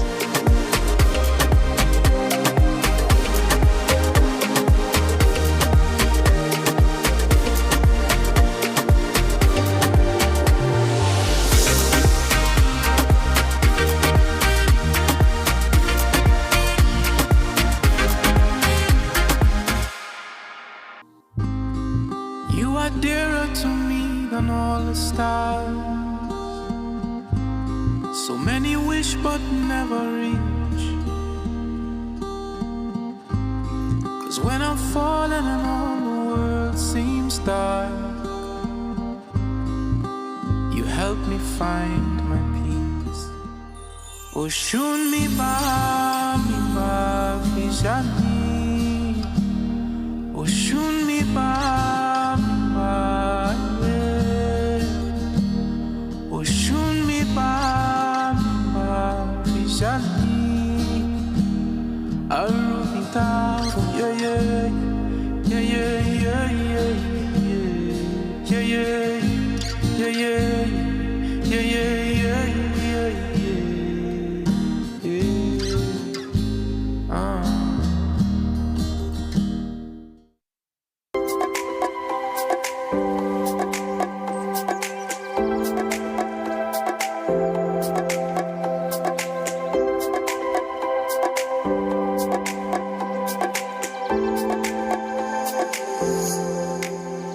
This weekend, hundreds of young footballers will take to the field for the 4th annual Evolution Cup, a community youth football tournament hosted by Evolution Football Club. The event is taking place on June 13th and 14th. It's expected to bring together approximately 300 young athletes for 2 days of competition, teamwork, and community spirit. Well, joining me this morning to tell us more is Kun Cupid, co-director and head coach of the Evolution Football Cup. Good morning. Good morning. Thank you for having me. You're most welcome. Now, for viewers who may not be familiar with the Evolution Football Club, tell us a little bit about the club and its mission. Well, Evolution Football Club founded in 2021. We cater for children between the ages of 4 to 23. We also have a mentorship program at the club where our older players, they give back to the community as well by becoming coaches. You know, we also are non-profit and community driven, you know, where we're very strong on holistic development, where not just the football is developed, but the human being as well, so we can shape, you know, strong and competent citizens. Now, this year marks the 4th annual Evolution Cup. So how has this event grown, this tournament grown since it's first started? Well, from the first one to now, we have definitely grown in terms of stature, right? We are going to be catering 7 age groups actually, from under 6 to under 19. We cater for teams all over the country. Trinidad and Tobago, we are looking at approximately 300 plus athletes that are going to be present, over 600 plus parents, families that will be there as well. And yeah, we're hoping to have an enjoyable weekend of football. Now, 300 young athletes, that is an amazing number. So how significant is that level of involvement for a community-based tournament? It's massive. It's massive, you know. We're so proud of the growth of the club. You know, we have to give thanks for our parents as well, you know, because they have supported us 100%. We have grown to the point where we have different committees that help assist us in running the club, you know, because we started off such a small staff, just the husbands and the wives, you know. We started off as 4, and now we have a massive members in terms of our club, committees, and all the other people that supports our initiative and what we do. So let's talk June 13th and 14th now. What can we expect when we attend this? We expect a lot of football excitement. You know, a lot of the kids from around the community and also the nation, you know, would be present. We hope to have, God permit that weather, you know, is favorable, and that we have an enjoyable weekend of football. Yeah. Now, beyond football, what role does the Evolution Cup really play in youth development and community building? It plays such an important role because, as I said before, the holistic development that we always push at the club.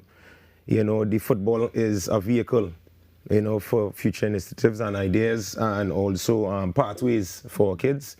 You know, we always try to support our kids in everything that they do, because we know, as you can see, you know, the love and the enjoyment that oh my goodness, yes, the they cup, are so tiny. yes, brings, and that's our under 6 age group as well. So yes, Wow. it's a massive initiative where we bring players from all over the country, giving them the opportunity to play the sport that they love. Yeah. Wow, so they're as young as 4. Yes. Wow. Yes. Okay, and they have that passion for football already. Yes, so they we're do. looking at some future FIFA players there. Yes, You never know where they'll end up. You never know. Now, let's just talk a little bit about the challenges that community sports organizations would face, you know, and there are challenges in everything, but as a community-based organization, what are the issues that you may come up with? Well, as a non-profit community-driven club, every cent that comes into the club, we give back into our athletes, you know, and, you know, sometimes sponsorship and support, you know, is always a challenge, but we work with what we have, and we always try to provide and foster an environment, you know, where these kids could thrive and enjoy. Yes. Now, before you go, I have to ask you, how does football really help our young people to develop life skills? You've been doing this for a long time. So the life skills like discipline and teamwork and leadership and resilience, how have you seen it work like that for the young? Well, I would say because we have so many success stories so far at the club in such a short space of time. 2 things.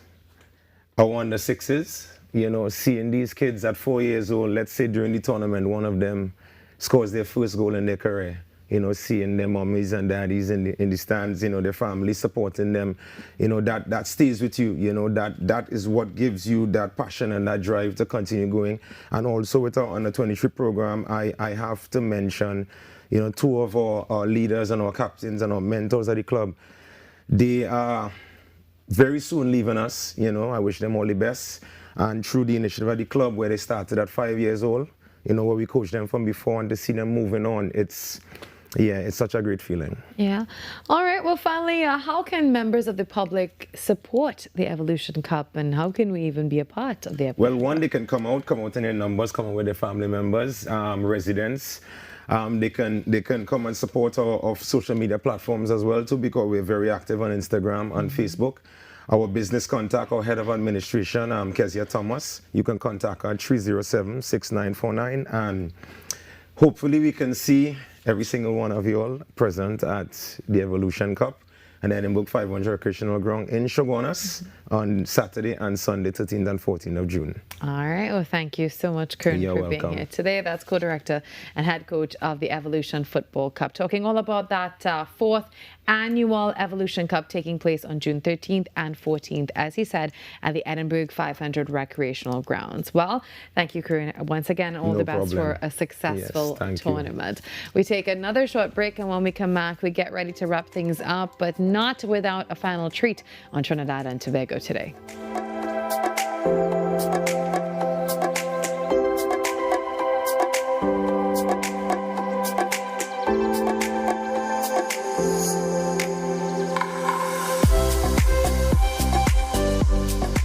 One day I was out playing with my friend Kevin, and he was really moody, kinda sad and angry at the same time. I asked him what was the matter. Someone in his family had been doing mean things to him. He said he had to keep it a secret. So I asked Kevin, is it a good secret or a bad secret?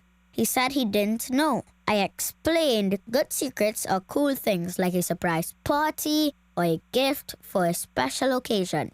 A bad secret is when someone hurts or harms you and tells you not to tell anyone. Sometimes they might give you little things to make sure you don't tell. That's another bad secret to keep. That's mean and controlling. Kevin said it definitely fell into the bad secret category. I felt this was something an adult should help with. Because as a child, when someone hurts you, you can feel really alone and afraid. And the best people to help you are the ones you love and really, really trust. I asked him if there was any adult that he trusted. So we worked up a little plan for Kevin to talk to one of them. A while after that, I could see my friend was doing much better. Now we tell all our pals about good secrets and bad secrets so that we can all feel brave, safe, and strong. Break the silence. Child abuse is one secret you should never keep. Coming up, hot plates, cold drinks, and chill vibes were the order of the month in Antigua and Barbuda. Top chefs, tasty menus, influencers, and foodies. The boxes were ticked, kitchens buzzing, and grills fired up. It's the one and only Antigua and Barbuda Culinary Month. It's Caribbean Passport TV on TTT. Hey, up for this exciting challenge and confident about your business? If you are, the 10-20 feature is just what you do. It's where you give your customers 10 reasons in 20 seconds why they should shop by you. This fun-filled feature will be captured, packaged, and aired on television and promoted on social media simultaneously. Small, medium, and large businesses call or WhatsApp 764-3378 or 313-4215. Let's feature your business. 1020 with Junior K. It's affordable, effective, and fun.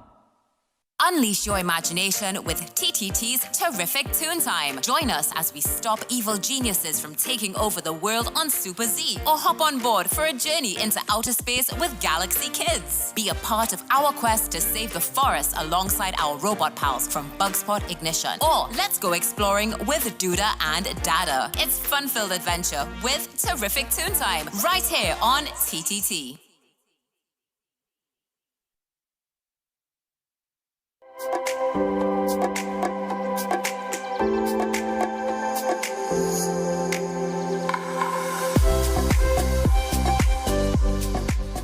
Well, as we told you you before, Trinidad and Tobago born entertainer is preparing to take Caribbean vibes to one of the biggest events in the world. His name, DJ Anarchy, and he has been selected to perform at official FIFA World Cup 2026 fan events in Houston and Los Angeles, and he'll be entertaining football fans from all across the globe. And he was actually discovered by talent scouts through his work on social media. So he's with us this morning via Zoom. Good morning, DJ Anarchy, and congratulations. Hey, morning. Thank you. Thanks for having me. Now, how did you find out that you'd been selected to perform at the official FIFA World Cup 2026 fan events? So basically, just like you stated, the FIFA talent scouts, they basically found me on my Instagram. They dropped me an Instagram DM. They were like, hey man, we've been following your work for a while now. We like what you do and everything. And we think that your style and your high energy DJ sets and vibe would be a perfect fit for the World Cup entertainment, So I was like, all right. Well, all right. I mean, you don't have to say it twice, yeah? Yeah. So what does it mean for you as a Trinidad and Tobago national to represent the Caribbean on such a massive global stage? No, well, definitely for me, it definitely means a lot. It really, really means a lot. And for me, I feel like if I'm carrying my countries on my shoulders, right? Because I'm not too sure if I may be the only one, maybe the only Trinidad and the only Caribbean, I'm not too sure. But, it's very, very important for me to go out there, stamp my name, who I am, DJ Anarchy, and also, give them the flavor and the vibe of where I come from, which is the Caribbean energy, our fusion and music and everything, Yeah. Now, the FIFA World Cup attracts millions of fans from around the world. So what can audiences really expect from a DJ Anarchy performance? Well, everybody who knows me, they know I'm what you call a truly open format DJ, right? I'm fully capable of mixing, any genre of music, So when you listen to a DJ Anarchy set, definitely you're going to get a nice open format vibe. I'm going to take you on a journey through music, and also, it's going to be high energy, upbeat, and fun, just how we do it for Carnival and everything in Trinidad, Yeah. Now, your sound blends soca and dancehall. You have Afrobeats, there's hip hop and pop. But how important is it for you to incorporate Caribbean culture into your sets at these events? I think it's very important, because again, I'm representing my country, Trinidad and Tobago. And, it's very important, when we on these world stages to actually showcase where we're from, showcase our country's pride, our country's music, and also, just show them like, okay, look, our energy, this is what we do. We are fully capable of, representing and standing on any international stage. Because they may think, okay, yeah, we're from the Caribbean, all we could play is one thing. Yes, we could play one thing, that's our culture, but it's very important to show them that, hey, we are very versatile and very capable of, as we say, holding it down anywhere we go, Yeah. But looking back, did you ever imagine that your career would take you from Trinidad and Tobago to performing at one of the biggest sporting events in the world? That's actually really crazy, right? Because there's a story behind that. So when I left Trinidad, I left Trinidad back in 2015, and all I left with was just 2 suitcases. One suitcase had my DJ mixer, the other suitcase had my clothes, a little bit of clothes. So I left with basically 2 small suitcases and a big dream, right? I always felt like something great was destined for me, so that's why, I took I made the move on faith, and just work hard, stayed humble, stayed the course, build great relationships along the path, and definitely stay consistency, and the opportunity presented itself. So again, you never really know, you always feel it, like you could feel something is great about to happen for you in the future, but you just can't tell, but you just gotta just trust the process and just stay consistent and do the work. Yeah. Well, speaking of great things that you've done, you've also opened for Burna Boy and you've performed for major organizations like the Houston Texans and Houston Rockets. So how have those experiences really prepared you for this moment? Well, definitely those experiences definitely, taught me how to rock a big stage, comfortably, interacting with the crowd and everything. And also, it mainly teaches you, especially for Houston Texans, it teaches you how to play in front of a very diverse crowd, right? Because Houston on the whole is it's like a bigger Trinidad. It's like a big melting pot with so much, ethnicities and cultures from around the world. So definitely, working with the Houston Texans and playing in the stadium for the games and stuff, it definitely opened up my musical knowledge and musical palette, and as I say, it taught me how to play for very diverse crowds. You know what I mean? Yeah. So how are your friends and family reacting to this now? Well, it's been nothing but love and support. Everybody been showing love. Everybody been showing support. My social media has been going crazy and everything. My mom and dad, we was actually on a call last week. When I got the news, and they were like, "Man, we you're making us proud." And I think for any child, that's the greatest thing.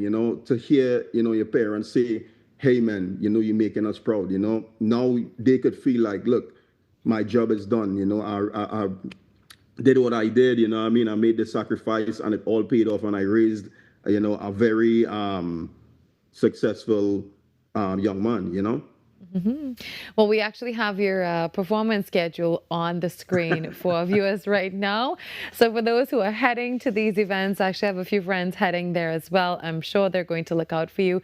And we're going to see everything that you're doing. And speaking of social media, where we'll see that, social media was actually where you got discovered for a lot of this, and especially for this FIFA work now. What would you say to young creatives who are trying to use digital platforms to build their international careers? Man, for all young creatives, the world is wide open. As I say, social media, it breaks down, all the borders, all the, as we say, the quote unquote, gatekeepers. Honestly, there's no more of that anymore with social media. So you could basically get on there.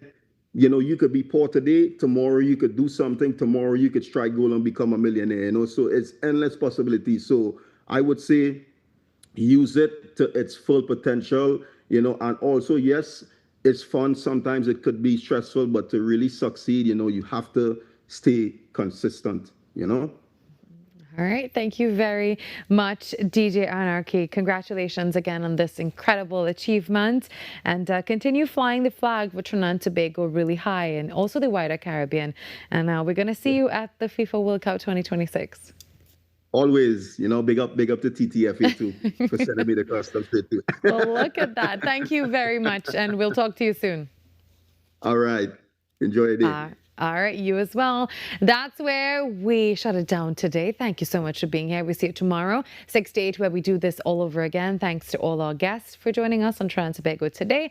Carrie's up next with the major network news, and this is where I see. Have a great day. Bye-bye.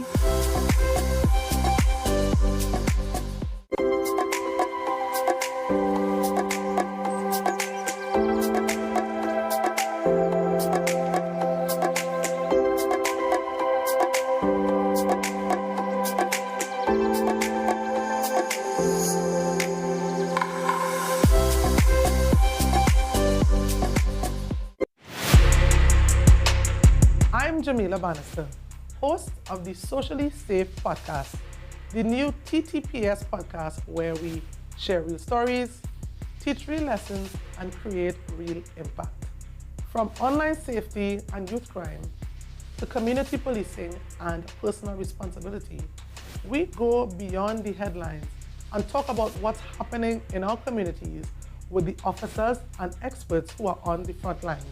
Because safety starts with awareness, conversation, and action. Tune in to the Socially Safe podcast on the TTPS YouTube channel, listen on Apple Podcasts, and on Spotify. Don't miss it. Watch on TTT, Mondays, 6 p.m., Tuesdays, 1:10 p.m. Coming up, hot plates, cold drinks, and chilled vibes were the order of the month in Antigua and Barbuda. Top chefs, tasty menus, influencers, and foodies. The boxes were ticked, kitchens buzzing, and grills fired up. It's the one and only Antigua and Barbuda Culinary Month. It's Caribbean Passport TV on TTT. Hey, up for this exciting challenge and confident about your business? If you are, the 1020 feature is just what we do. It's where you give your customers 10 reasons in 20 seconds why they should shop by you. This fun-filled feature will be captured, packaged, and aired on television and promoted on social media simultaneously. Small, medium, and large businesses call or WhatsApp 764-3378 or 313-4215. Let's feature your business. 1020 with Junior K. It's affordable, effective, and fun. Your news anytime, anywhere. Join us nightly at 7. TTT News. Committed, accurate, relevant.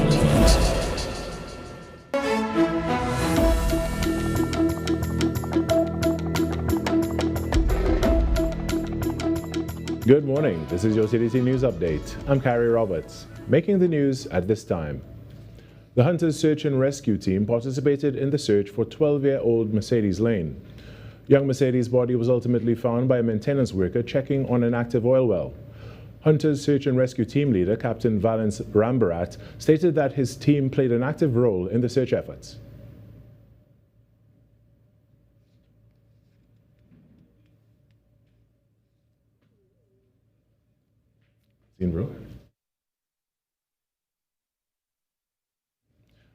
Mr. Valence Rambarat noted that the Trinidad and Tobago Police Service were very focused in their efforts to find the missing child and brought out a large search team as well. The police have detained one suspect in connection with the death of Mercedes, a 26-year-old Palo Seco man. Mr. Rambarat stated that the nation needs to revisit its core principles to ensure the protection of its children. Taking a look at sport now, the West Indies' hopes of winning the one-day series against Sri Lanka were dealt a blow over the weekend as rain forced the abandonment of the second ODI in Jamaica.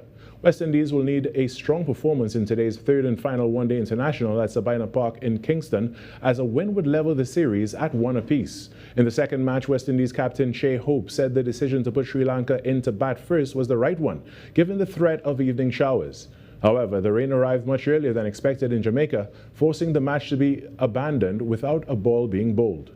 Local fans will be hoping to see Trinidad and Tobago's Amir Django in action later today after he was named in the squad for the rain-affected second match.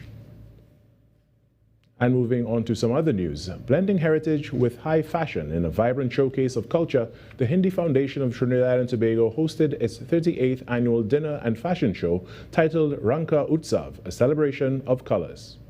According to President Chanka Sitaram, the event, which included a dinner, served as both a vibrant cultural showcase and an important fundraiser to support the foundation's educators. It also highlighted the rich diversity that defines Trinidad and Tobago. Rangka Utsav reminds us that colors have a way of bringing people together. Each color distinct yet beautiful in harmony, much like the spirit of our foundation and the people we serve in our rainbow country. Building on that sentiment, Minister of Education Michael Dowlath emphasized that education extends far beyond modern school infrastructure. He noted that Trinidad and Tobago is a masterpiece, layered by history, richly contributed to by African, Indian, European, Chinese, Middle Eastern, and indigenous influences. He stressed that classrooms must teach national identity alongside academics. But they must also understand who they are. They must understand the country to which they belong. They must learn respect, tolerance, discipline, responsibility, empathy, and also civic pride. So culture and education are not separate kingdoms. They are relatives living under the same roof. By funding the educators who keep Hindi heritage alive, the foundation aims to ensure that future generations continue to understand their roots, keeping culture and education thriving under one roof. And that was your TTT News Update. I'm Carrie Roberts. From all of us here, have a great day.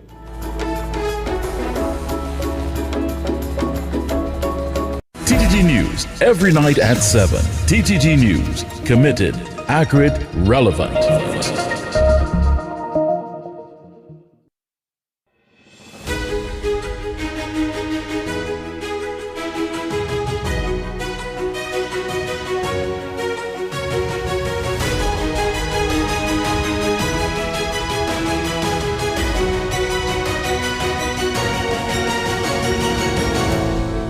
Hi, Carrie.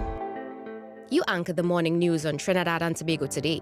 But what time does your real morning usually start? My morning starts at 4 a.m., bright and early. We have to get up, get ready. We have a call time for 5, so I'm in the newsroom at 5 o'clock. We prepare scripts, read over, and from there, we go live at 6 o'clock. Then 7, then 8. If you had to compare anchoring the news to a workout, is it cardio, strength training, or endurance? I would say it depends on the story. For instance, if there's breaking news and then you have something very urgent to speak about, then you may need to put a little more power in that. So I'd compare that to the short bursts needed for weightlifting. If you have a long, drawn-out story and it has a lot of voiceover to do, then that would be more like endurance or even like cardio, because you have to pace yourself, balance your breath, and take your time to get the information out without rushing it. You're a certified chef and hosted Cooking with Carrie. What's the best post-workout meal you cook right now? Best post-workout meal. So you want something that's high in protein? I love steak. So steak off the bat. If I could have my way, I'll have steak. You need carbs, but good carbs. So something like a baked sweet potato or sweet potato mash, and then vegetables, because you get your micronutrients in that and stuff. So yeah, I'd say make sure you have some steamed veg. Your carbs, which good carbs such as sweet potato, and high protein, steak, chicken breast, anything along those lines. You're known for your DIY and building skills. What's the one thing that you've built that you're most proud of? Oh, that's an easy one. For me, it's an entertainment system I built for my parents. It was early when I started building, and they needed an entertainment system, and my father bought me some tools, and I was like, you know what, I'm gonna give this a try. And it turned out really good, and they still use it today. So that's the thing I'm most proud of.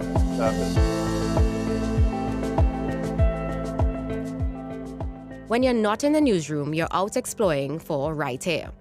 What's your favorite hidden nature spot in Trinidad and Tobago?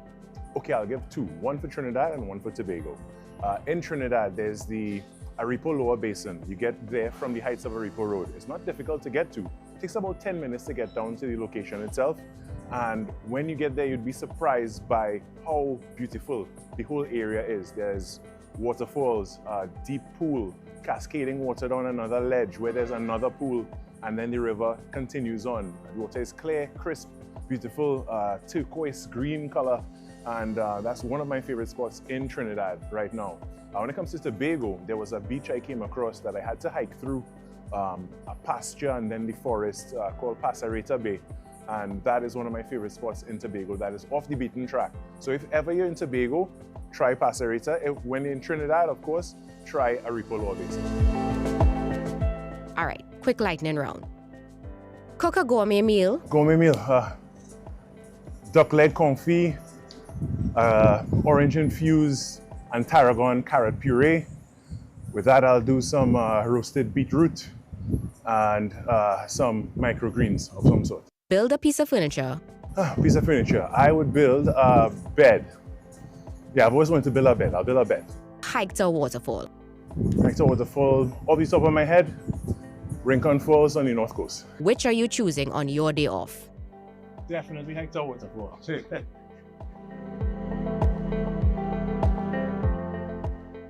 TTT has produced respected media figures like Alison Hennessy, Dominic Calipasad, Jones P. Madeira. How does it feel to carry on that legacy? Wow, well, to begin with, I feel like I'm standing on the shoulders of giants. Like these people, they have paved the way for younger people like me in the industry, and they have set certain standards that we still use today, that we still go by, because they have really been the ones to set the pace for the industry and bring that level of excellence from a long time ago. And a lot of us now are trying to like live up to that standard. So being able to be someone in the industry to carry on that legacy, I feel like it's a big responsibility when I'm up for the challenge for. However, you know, with names like that and people that have done everything that they have done, you know, it's big shoes to fill, but I'm honored to be a part of it and to carry on something that they have started.